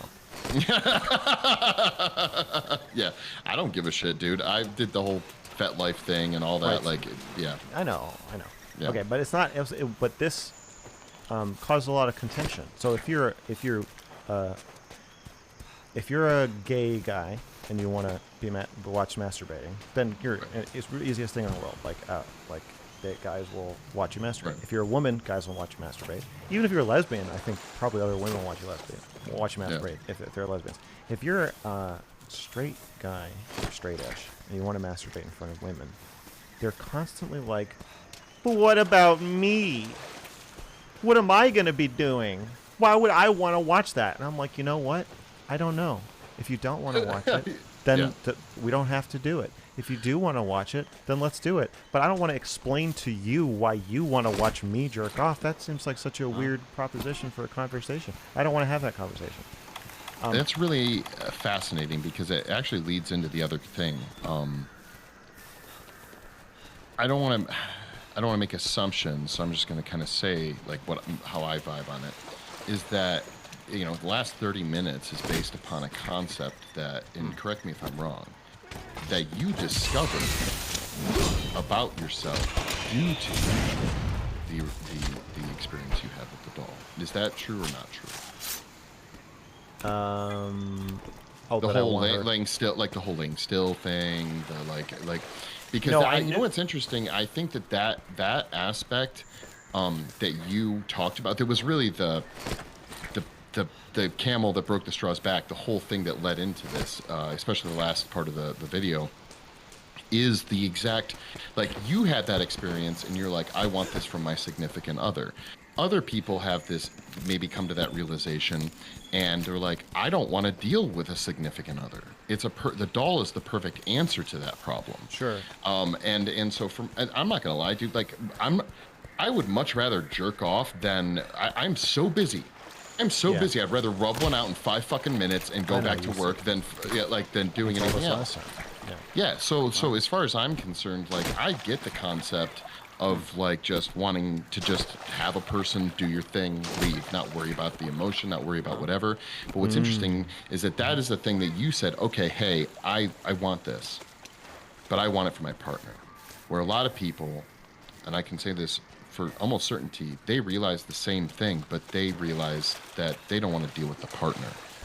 They want the same thing, but they don't want to have to worry about the 30-minute conversation that you had with Shaylin.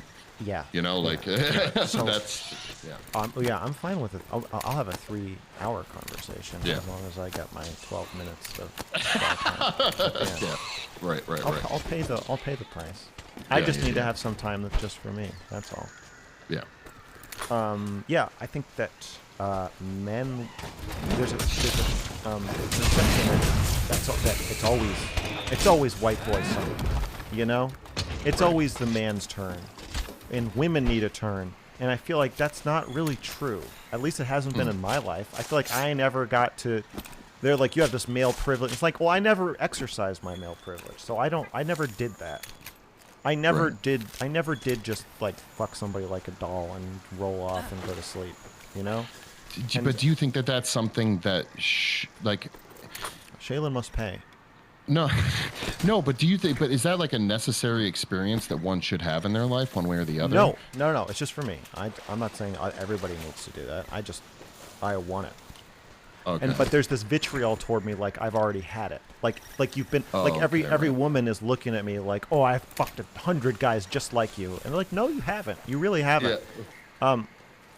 You haven't. It's my own personal thing, and you're lumping me in with this like collective like thing that you're mad about.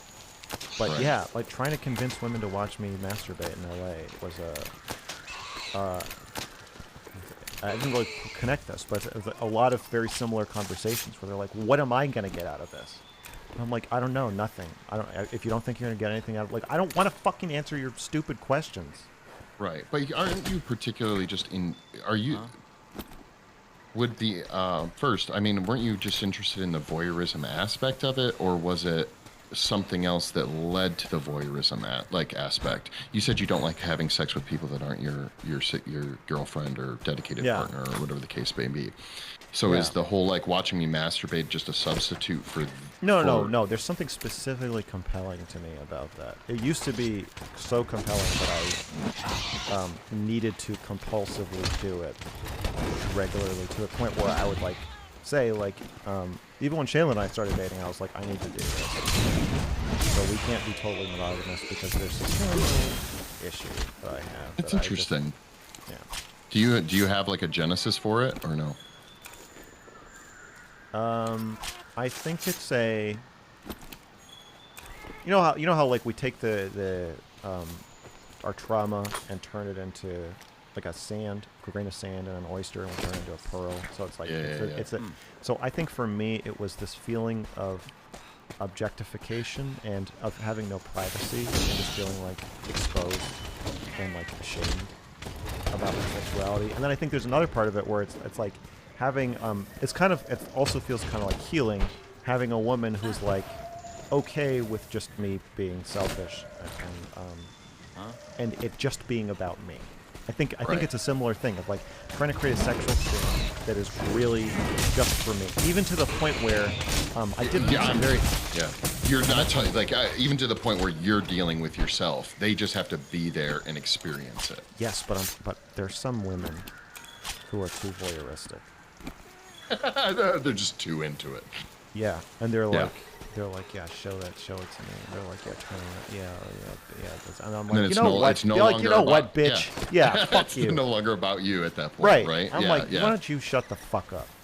And I would feel I would see like women I masturbated in front of pairs, groups of women, groups of parties, just hundreds of different people in different configurations. Like this, Hardcore.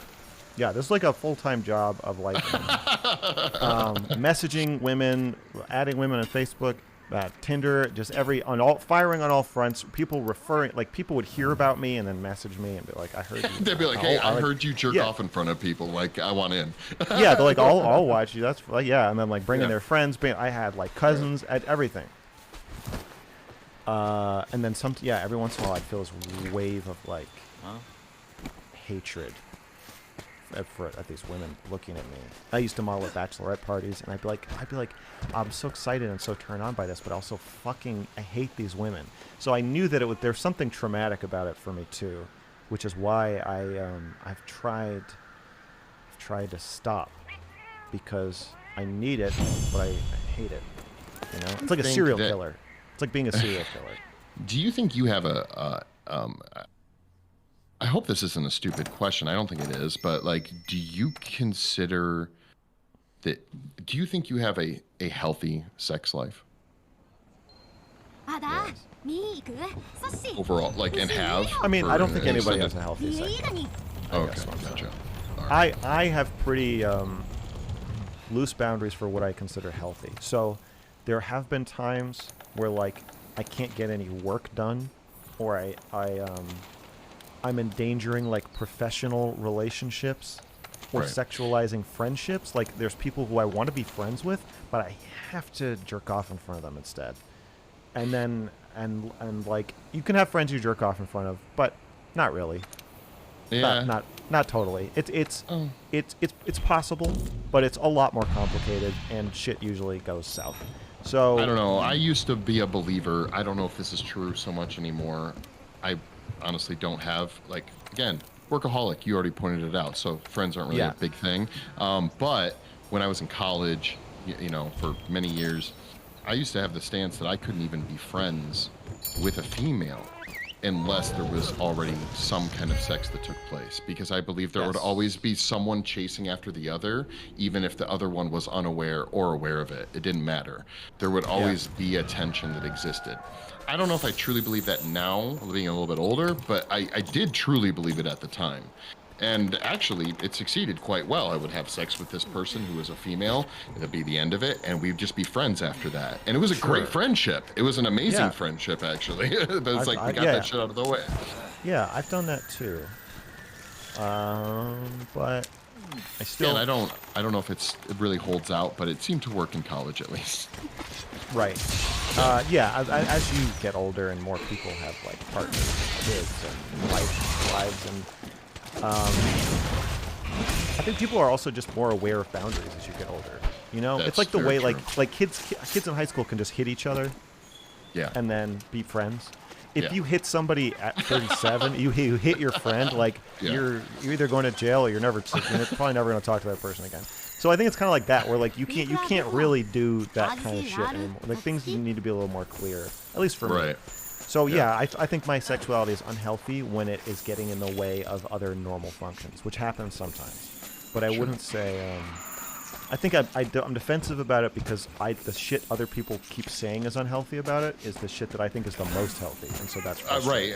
And I guess to my question, to be very specific, your definition of healthy, not other people's. Gotcha. Do you feel that you have your definition of it? Are you happy with where you're at? Like, I guess. Because I mean, like, it's tricky. I'm accepting of where I'm at. I have work to do, and there's places I'd like to go. But I don't feel it's super urgent that I address this.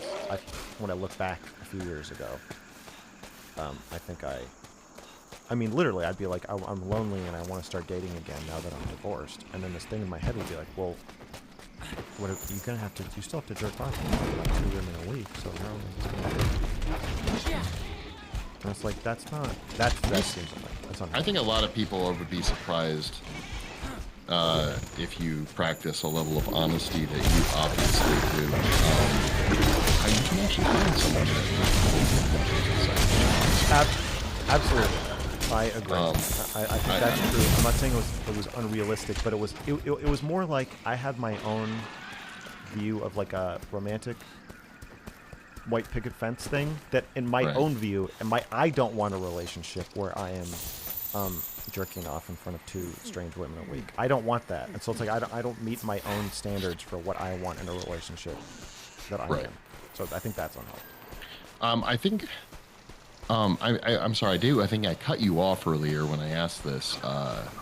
I do apologize for that, but yeah, I had asked the realization aspect of what you wanted from Shaylin, at least what you shared in the video, that aspect of what you wanted.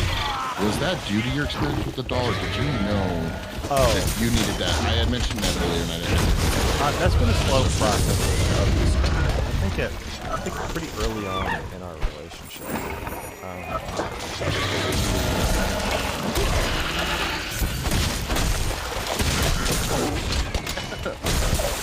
Was it even a conversation, if you don't mind me asking, that you would have with Shaylin prior?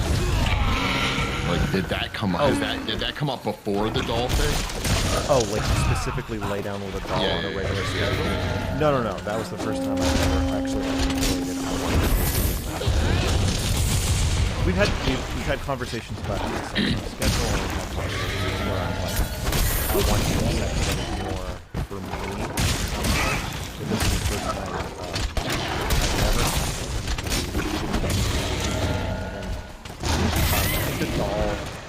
The experience with the doll made me realize somewhere else. It makes me it's not sexual. I think that's what the doll is. It's not specifically a sexual thing. It's a thing where I want the emotional space and support to do one sexual thing. I mean, that's a pretty cool realization. Like, you know. So, I guess my curiosity is more about your opinion on what, and maybe this will go in a few different directions. What is your opinion on people that are the customers, that are the avid doll fans? Like after your experience, and I'd say if there's one thing I was disappointed with, and I can't point out the moment. The biggest thing, I guess, if I were to look at it as like this, something that is a realistic review that someone who might be a purchaser of our product, right, that would look up. There's so little of what there was absolutely nothing actually of what I hear from the customers that experience our dolls from you. The pamper? No. Wait, you mean like the pampering of the product, that kind of thing? What do you mean by the pampering? Customers that you've described, and from what I've seen on the forums, they're very into taking care of That is a big part of it, yeah. and I don't feel that at all. Well, I'm not particularly surprised, but I mean, you're still talking a very large population. Well, in comparison to the world, it's not a large population, but you're talking our company alone, somewhere around $400 a year, not to mention other companies. So let's assume somewhere around, I think even $1,000 to $2,000 would be realistic being sold every year. Yeah. Over the last 25, 30 years. That's a lot of dolls out there and a lot of people committed to their dolls. So like where did your experience break likely in your opinion from what they're experiencing? Like I just have the whole opposite. I'm like I want to hurt the doll. I want to mistreat the doll. I don't understand why I don't want to treat people any better than I have to. I have to take care of Shaylin enough already. Why would I want to take care of something that doesn't need to be taken care of? It doesn't even know that I'm taking care of it. It doesn't get anything out of it. Except for the fact that you have to realize that even your review and in the extent of honesty that you express in the review, you have Shaylin. Yeah. Yes. If I didn't have Shaylin, that's a pretty big. That alone is a pretty big deviation from most the people person that's buying a doll. I think these people are crazy. Really? I do. I think that there's a delusion. I'd have to disagree. Like, well, I obvious. don't think they're Of course crazy. you would have to. But I think that, and then, I think there's a there's a delusion where like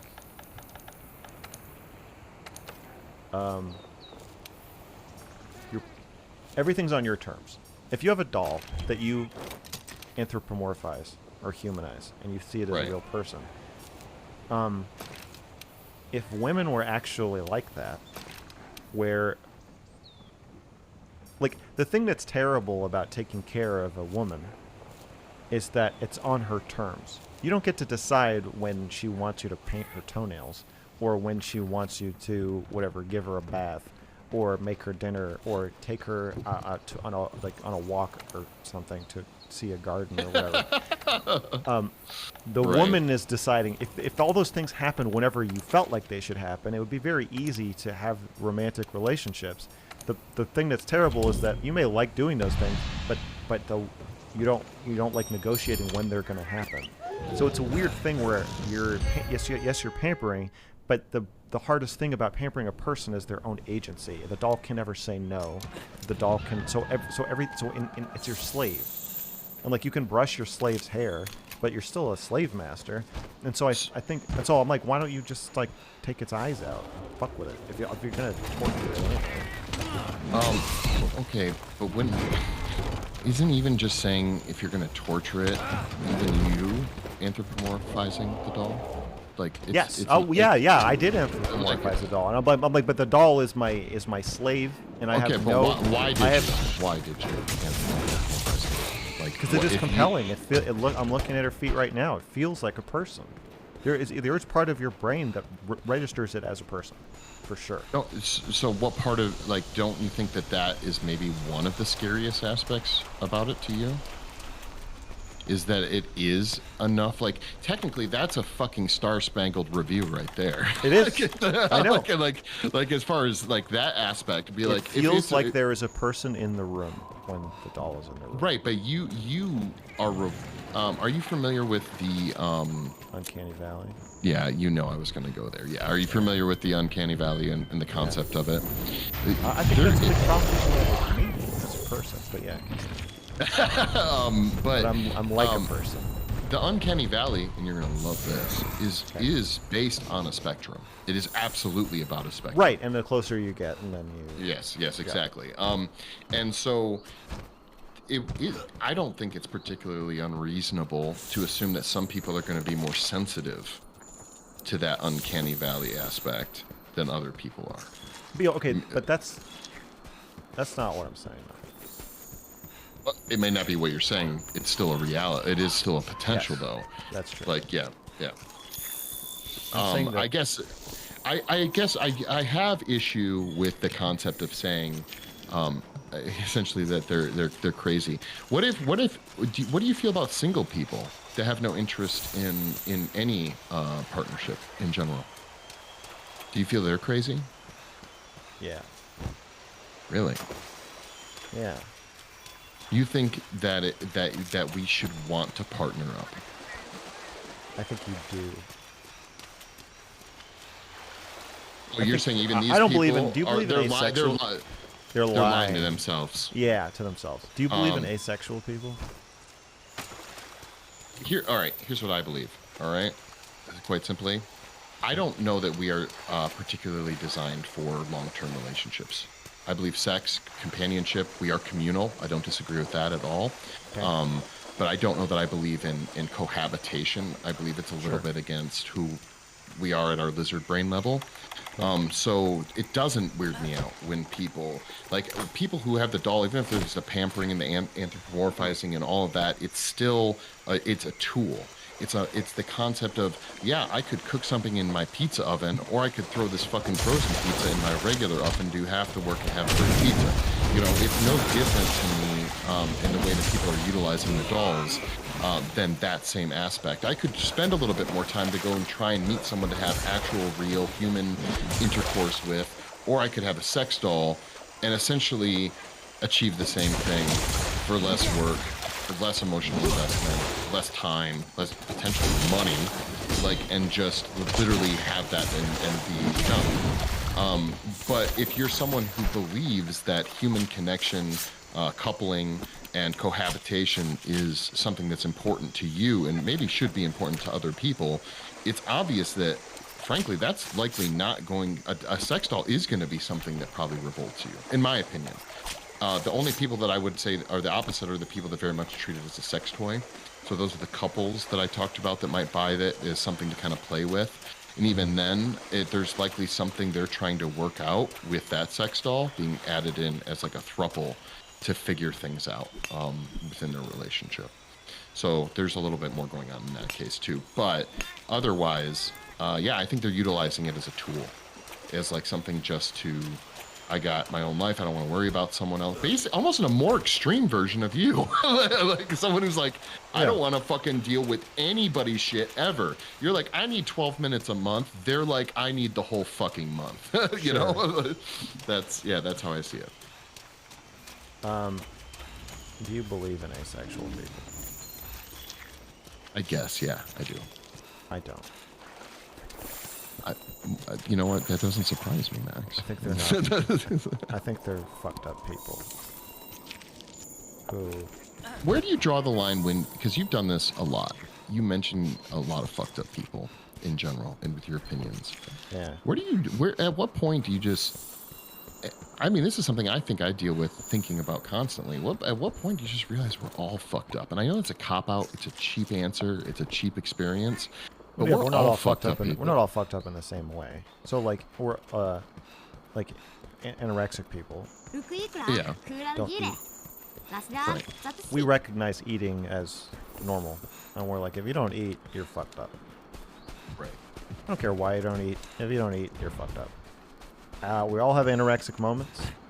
Even the fattest person on earth still has body dysmorphia sometimes, and still has moments of feeling ashamed of eating. Or maybe super fat people have more in common with them. Yeah, we're all fucked up in different ways. It's all really complicated. But I don't think. Yeah, I think at what point do you decide? Fucked up. The problem with the reason I rail against it is that asexual people are trying to argue that they're not fucked up. Well, that's fucked up. No, right. I agree. I actually do agree that they're fucked up. I just don't know that I would ever be comfortable with putting a value on one's fucked upness over. Well, the question is, do we need to respect asexuality as a orientation and make room for them on the pride flag? And say this is something you should be proud of. March. I think there's a difference between respect and accept. Maybe you disagree. Sexuality should be represented.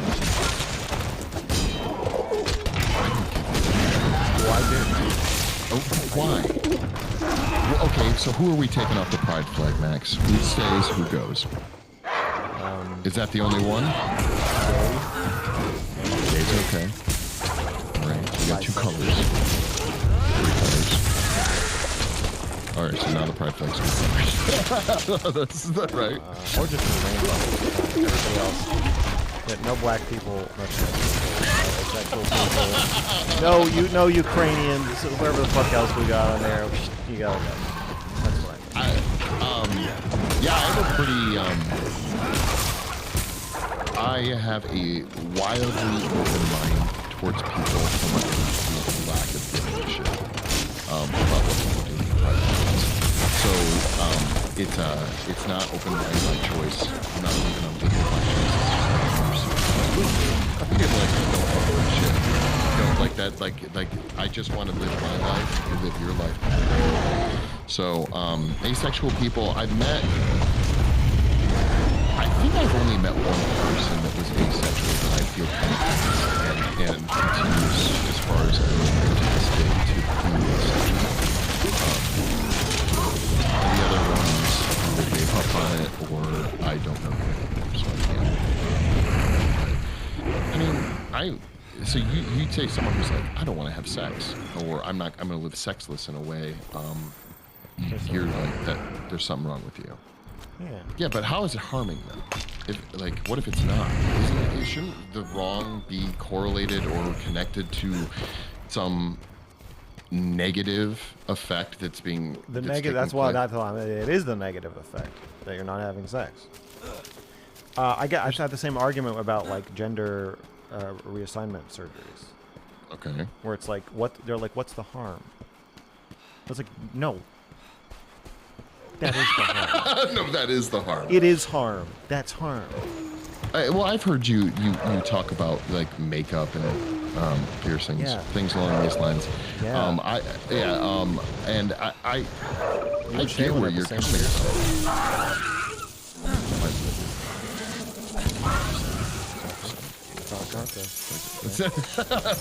And anyhow, no, I just don't know that it is harm. Isn't? You know what? Actually, I have a great question, and I'm sure you've probably been asked this. Maybe I've missed the answer. What makes you the person that should put value to what is harm for an individual or not harm for an individual? Like, for example, you just said it is the harm, gender reassignment. It is the harm that you're not having sex. Like these things. Why do you believe that? Why do you believe that it matters? Even like What I think? that your opinion. Yeah. Like, not. You could make the argument. Well, I have my show. I talk about what matters to me. I put it out there. Okay, can we? That could be enough, but. Can we acknowledge that we got from you saying, so what do you think about the customers of these dolls, to who the fuck made you who died and made you king, Max? Who the fuck are you to say what you think about anybody? Who the fuck made you king? Okay, so I think that we all participate in a collectivist defining of who's fucked up and who isn't, and the only person who can't participate is the person who's being called fucked up. In that particular scenario. Yeah, like if somebody says, when people say to me, like, what do people say about me sexually? They say I'm too selfish, and that I shouldn't be in a relationship because I want to control everything and have everything be for me, and I can't stand my partner having needs or boundaries, and I just want to push through all of them and get what I want. God, you're such an asshole, Max. I know. Jeez. And so those people, when I say, no, you guys don't understand. I'm pushing her to have boundaries. What I'm advocating for is, but they don't care. They're not looking to me for their definition of whether I'm fucked up. My vote is not counted there, and I think that is, I think that's good. I don't think it should be. I think if you think I'm fucked up, then I'm the last person you should listen to about whether you're right.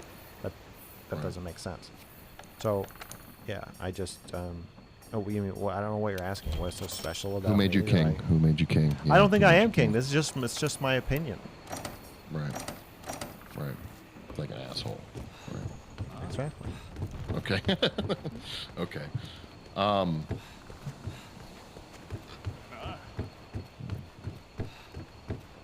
Okay.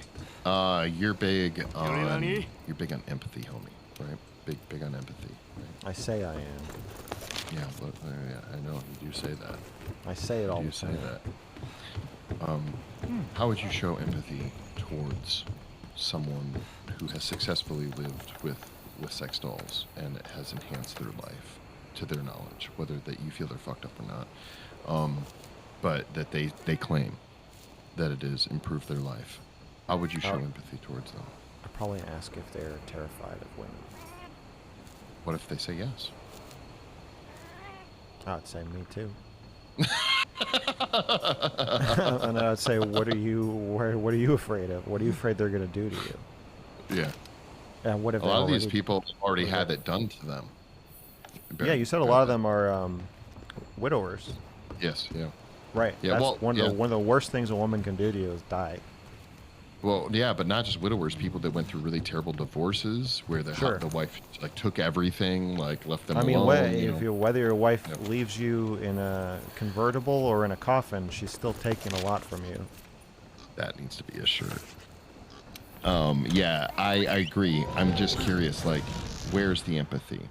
Because I don't know that there was much empathy shown in your review to the people who do experience it. You didn't really address that in your review.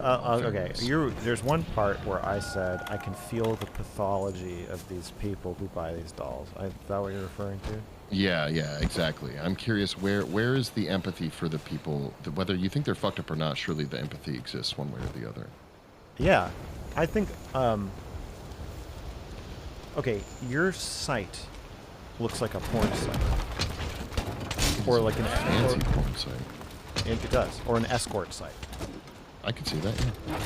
Like you're ordering an escort. Okay, yeah. It does not look like a clinical. There's no acknowledgement on the site. Obviously, of like special tools to help men who are going. You know as well as I do. We can't insinuate like psychological therapy help through. No. That's not You what know, I'm like- saying. I'm not saying. I'm like- not saying explicitly. I'm just saying like Okay. going through a tough time. Are you terrified of women? Buy an inanimate one that will do whatever you say. Wait, is this a marketing suggestion, Max? No, I'm not Okay. suggesting you market this way. I don't. Okay. Although it might help.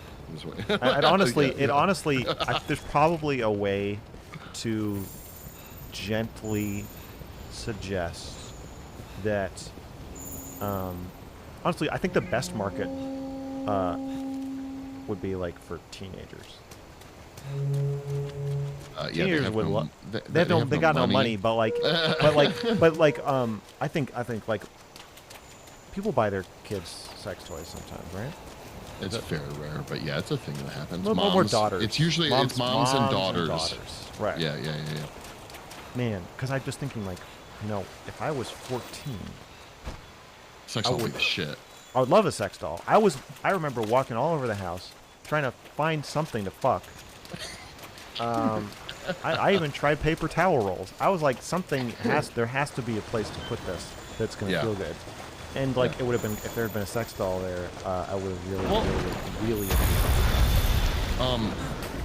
It's interesting because I think I mentioned this last. Maybe I didn't. I actually think the era of sex dolls is we're not there yet. Yeah, we're just using it. And you're talking. I don't know how much experience you have talking to even young men, like say 20 to 25.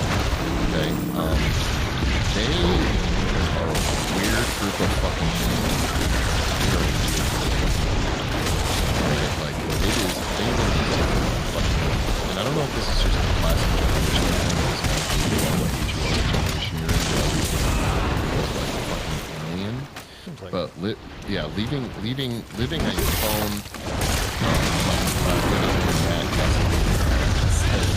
these kids have no game. They got no game. They just live on their phones all the time. There's nothing else going on. It's like these are the people that will start making money soon, and they will start being like, wait, what? I can't just click button and get girl. Oh wait, you can. Check out RealDoll.com. Like that's literally going to be where things lead one way or the other. There's not people meeting up at bars anymore. I know that's an old trope, but it's still. We have yet to actually begin the synthetic. hard to.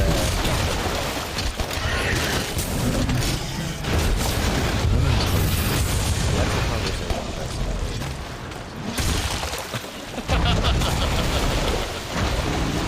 I've never asked that question. Maybe I should expand my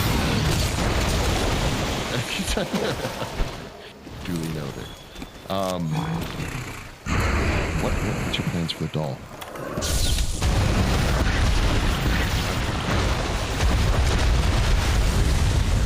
I want to sell the doll. Wait, people keep saying that I told you I wouldn't sell the doll. Did I say that? I said something along those lines. I don't know. I thought you told me to not just sell the doll. Yeah, I would. No, if I could request one thing, you can sell the doll. Go for it. If that's what you want to do. I know you're an artist and you're trying to make your phones like it. Because I didn't make any.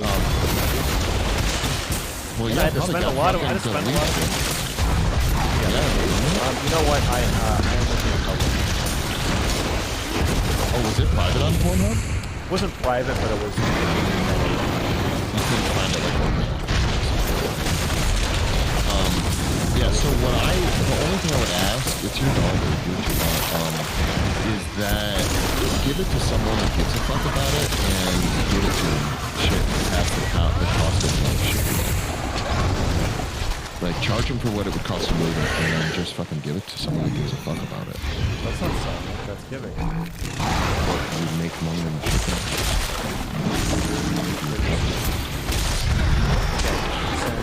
Charge them only for what it costs. Give them some money. Yes, exactly. Yeah. Well, that's not true. Yeah, I'm just saying, there's probably someone out there who would love to have it. Okay, for a price. If you're gonna try and sell it for 6K, the might be from the same. Six. Execute the doll. You don't go that route. I'd rather not see the doll blown apart and pit and into bits, but please go to Max. It probably would lead to some good content. Well, I'm I didn't not. think that's where the conversation was going to go. But Yeah, except I don't care. that's not good. No, don't fluff. I I will blow her fucking head off. Do not fuck with me. do Don't it, bluff. do it. Take her down. I've shot the dolls before. Well, you don't really? Yeah, dude, we put tannerite in one out in the desert and blew it up. It was awesome. What the fuck? Where's the fucking loving father figure that you were last I time? told you were wrong about that to begin with, man. There's like when we had that conversation, I said you were that talking. you No, were no, wrong no. about You that. said, but people send these dolls back and their limbs are broken. They've clearly been sexually abused. They've been tortured. Yeah, and you're like, it's really it's upsetting. But then, contextual. It's contextual, man. Like, if we have a fucked up doll that is like we're not gonna be able to sell it, and we want to. First of all, I created the fucking thing. it was. I'm allowed to do whatever the fuck I want with the dolls. That just is how it goes. You were You're just the same doing way. A little cleansing. Is that what Yeah, it was? It was eugenics. It was doll eugenics. Yeah. But no, I mean, if you really want to do it, don't get me wrong. There's some fun fucking shit to be done with it. You put your good foot forward, your good foot on you put it is fucking cool as shit. Disturbing as fuck in all the right ways. Tickled all the good parts. And, I'm You know what? Are you worried that somebody who no. am I cutting into it? Well, then why do you want me to give it away? It's actually going to be a kind thing to do. What, you want me to give my fucking computer away too? That would be cool. Yeah, I'm sure. Yes. Yeah, fucking give it away. Wow, no. Like, yeah, I mean, if I feel you're like- not I feel like- using it, if you're not using it, It's like you're telling me that I don't earn the doll. Like, it's not really mine. I don't even really think of like how you got to that point, but Well, because you're like, telling me to give it away to somebody. I don't know. I've seen comments in like the last video, and like people that actually really want a doll that will never be able to afford it at the price that we sell the dolls at, right? So like I look at those as opportunities for like it's charity. Like give it to an unfortunate person. Is that legal? They can't afford it. Can I give it to a teenager? So our site, we can't sell to anyone under the age of 18 because you have to tap into the parts of bullshit. Anyway, Can you just give it away? Can you just give it to a random person? It's probably. I think there's a law I don't against. know. There's a law against talking about sex with kids, so there's probably. When I used to manage a Spencer's Gifts for a couple of years, and we weren't allowed to sell any of the sex toys to anyone. So there's probably some law that does.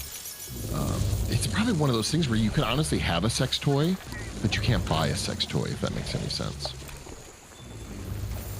There's other weird laws like Kyle that. Rittenhouse. Yeah, exactly. Yeah. Yes, exactly. But Kyle Rittenhouse sex toy law. My fan's telling me to cut her into small pieces and sell them on stream. Telling me to give it away. Telling you to give away your money that you don't need. Telling me to give away my graphics card. With these people, you've got people upset. They're frothing at the mouth. I want to buy dolls. That's the way you like them, though, right? I guess so. No, do what you got to do with the doll, man. 絶するだ Like I said, I love the video. It was awesome. So, Okay. Well, I'm going to probably try to. I might wait until I'm a little more famous, and then Ooh, it then might just sell as fucking jack it up. Yeah. I mean, it might sell as not as a sex doll, but as a piece of memorabilia. It should go in the Max Museum. The Max Wax Museum. Yeah, exactly. There we go. Um, As far as the questions I had, that pretty much, I Okay, I think that's it. so the thing that I What- think that is insane about the doll purchasers Mhm. is that the idea that you can have a slave who you treat well. The doll is a slave. If you to the extent you anthropomorphize, there's a double bind, where if you say I'm not going to torture the doll because she's a person and I should treat her well, Right. she's still a slave. You're not really treating her well. You just have a slave that you pamper. Slave owners had slaves like that. Yeah, sure. Yeah. That don't make it ethical, right? Yeah. So to me, that's the delusional part of being like, no, she likes. I don't think anyone she likes. anthropomorphizes them that much. And if they do, I'm not even joking, they might be asking the doll for consent. They might be. But that's exactly what I'm saying, is that it's not real. It's a fantasy that the doll can consent. The doll can't consent. To whatever extent the doll is a If person, you're gonna believe you that, are then raping and you- torturing the doll. Right, but if you're going to believe that, then, and you want to work in reality, then the doll isn't a person. And at which point it's not rape. Aha! But your brain does recognize it somewhat as a person. Okay, but So- how much of this is this whole, like, if witnessed, like, it is this thing, but, like, if a tree falls in All the of it, woods, does all it? of it, If all a of it, tree 'cause it's falls in all- the woods, like, does it make a sound? And no, if no one's around to hear it. It's like serial it's killers this- torturing animals. Nobody really gives a fuck if you torture a squirrel. If no one knows about it. If no one knows about it, even if people know about it, like they could be upset, but like we run over squirrels just because they're in our fucking way. I like squirrels. Sure, we all like squirrels, but if you were if they were like, oh, we're gonna have to have squirrel stoplights now because too many squirrels are getting run over, you'd be like, well, how many squirrels get run over? How many squirrels get run Yeah. over per year? Really? And it's 50,000, 200,000. Man, I can live with Wait, that. are you condoning squirrel genocide? No, I'm Okay. saying that your counter argument that like, oh, this is just in your head. You- Like, yes, I'm- it is just in your head, but it still matters. You And I'm can't saying- have it both ways. No, Yeah. I'm not saying it's immoral. I'm saying it's insane. And what is insane is convincing yourself that, All right, that you can be nice and treat well someone you have total and utter control over. That's what's insane. So I think the only honest way to really interact with a doll is to rape and torture it, because that's what you're doing anyway. You should just admit it and enjoy it. So almost like, if that's what it's going to be, that's almost what we just need to accept it as, and that what is the only purpose for it. And That's all you're doing. It's a prisoner that you enjoy treating well. But if it's anthropomorphized. to the extent that it's anthropomorphized, it is your prisoner. And we all want to imprison and rape and torture something, so that's fine. I'm not saying that's insane to want to do that. So I'm trying to interact with a doll in the most honest and clear-headed way that I can, which to me is I tried raping it. It got the best of me and raped me instead. And then I tortured it, which went much better. I was able to torture the doll with much better results. And once I removed its head, I was then The game was over. the game was over. Yeah. Yeah. Then I didn't feel that kind of primal, because I did feel like I was actually raping somebody, which is very disturbing to me. But once I was apparently just raping a disembodied head is that then it what's felt the more. difference between that same felt more like a experience? fleshlight then. Then what's the same experience of you having that, Shaylin, just lie the fuck still, right? That Can you I help know delineate that? because she's not actually my prisoner, because I know that she can say no. I know that she can say I don't want to do this. I know that she can internally have her own experience and is taking care of herself. The doll is not. The doll cannot move.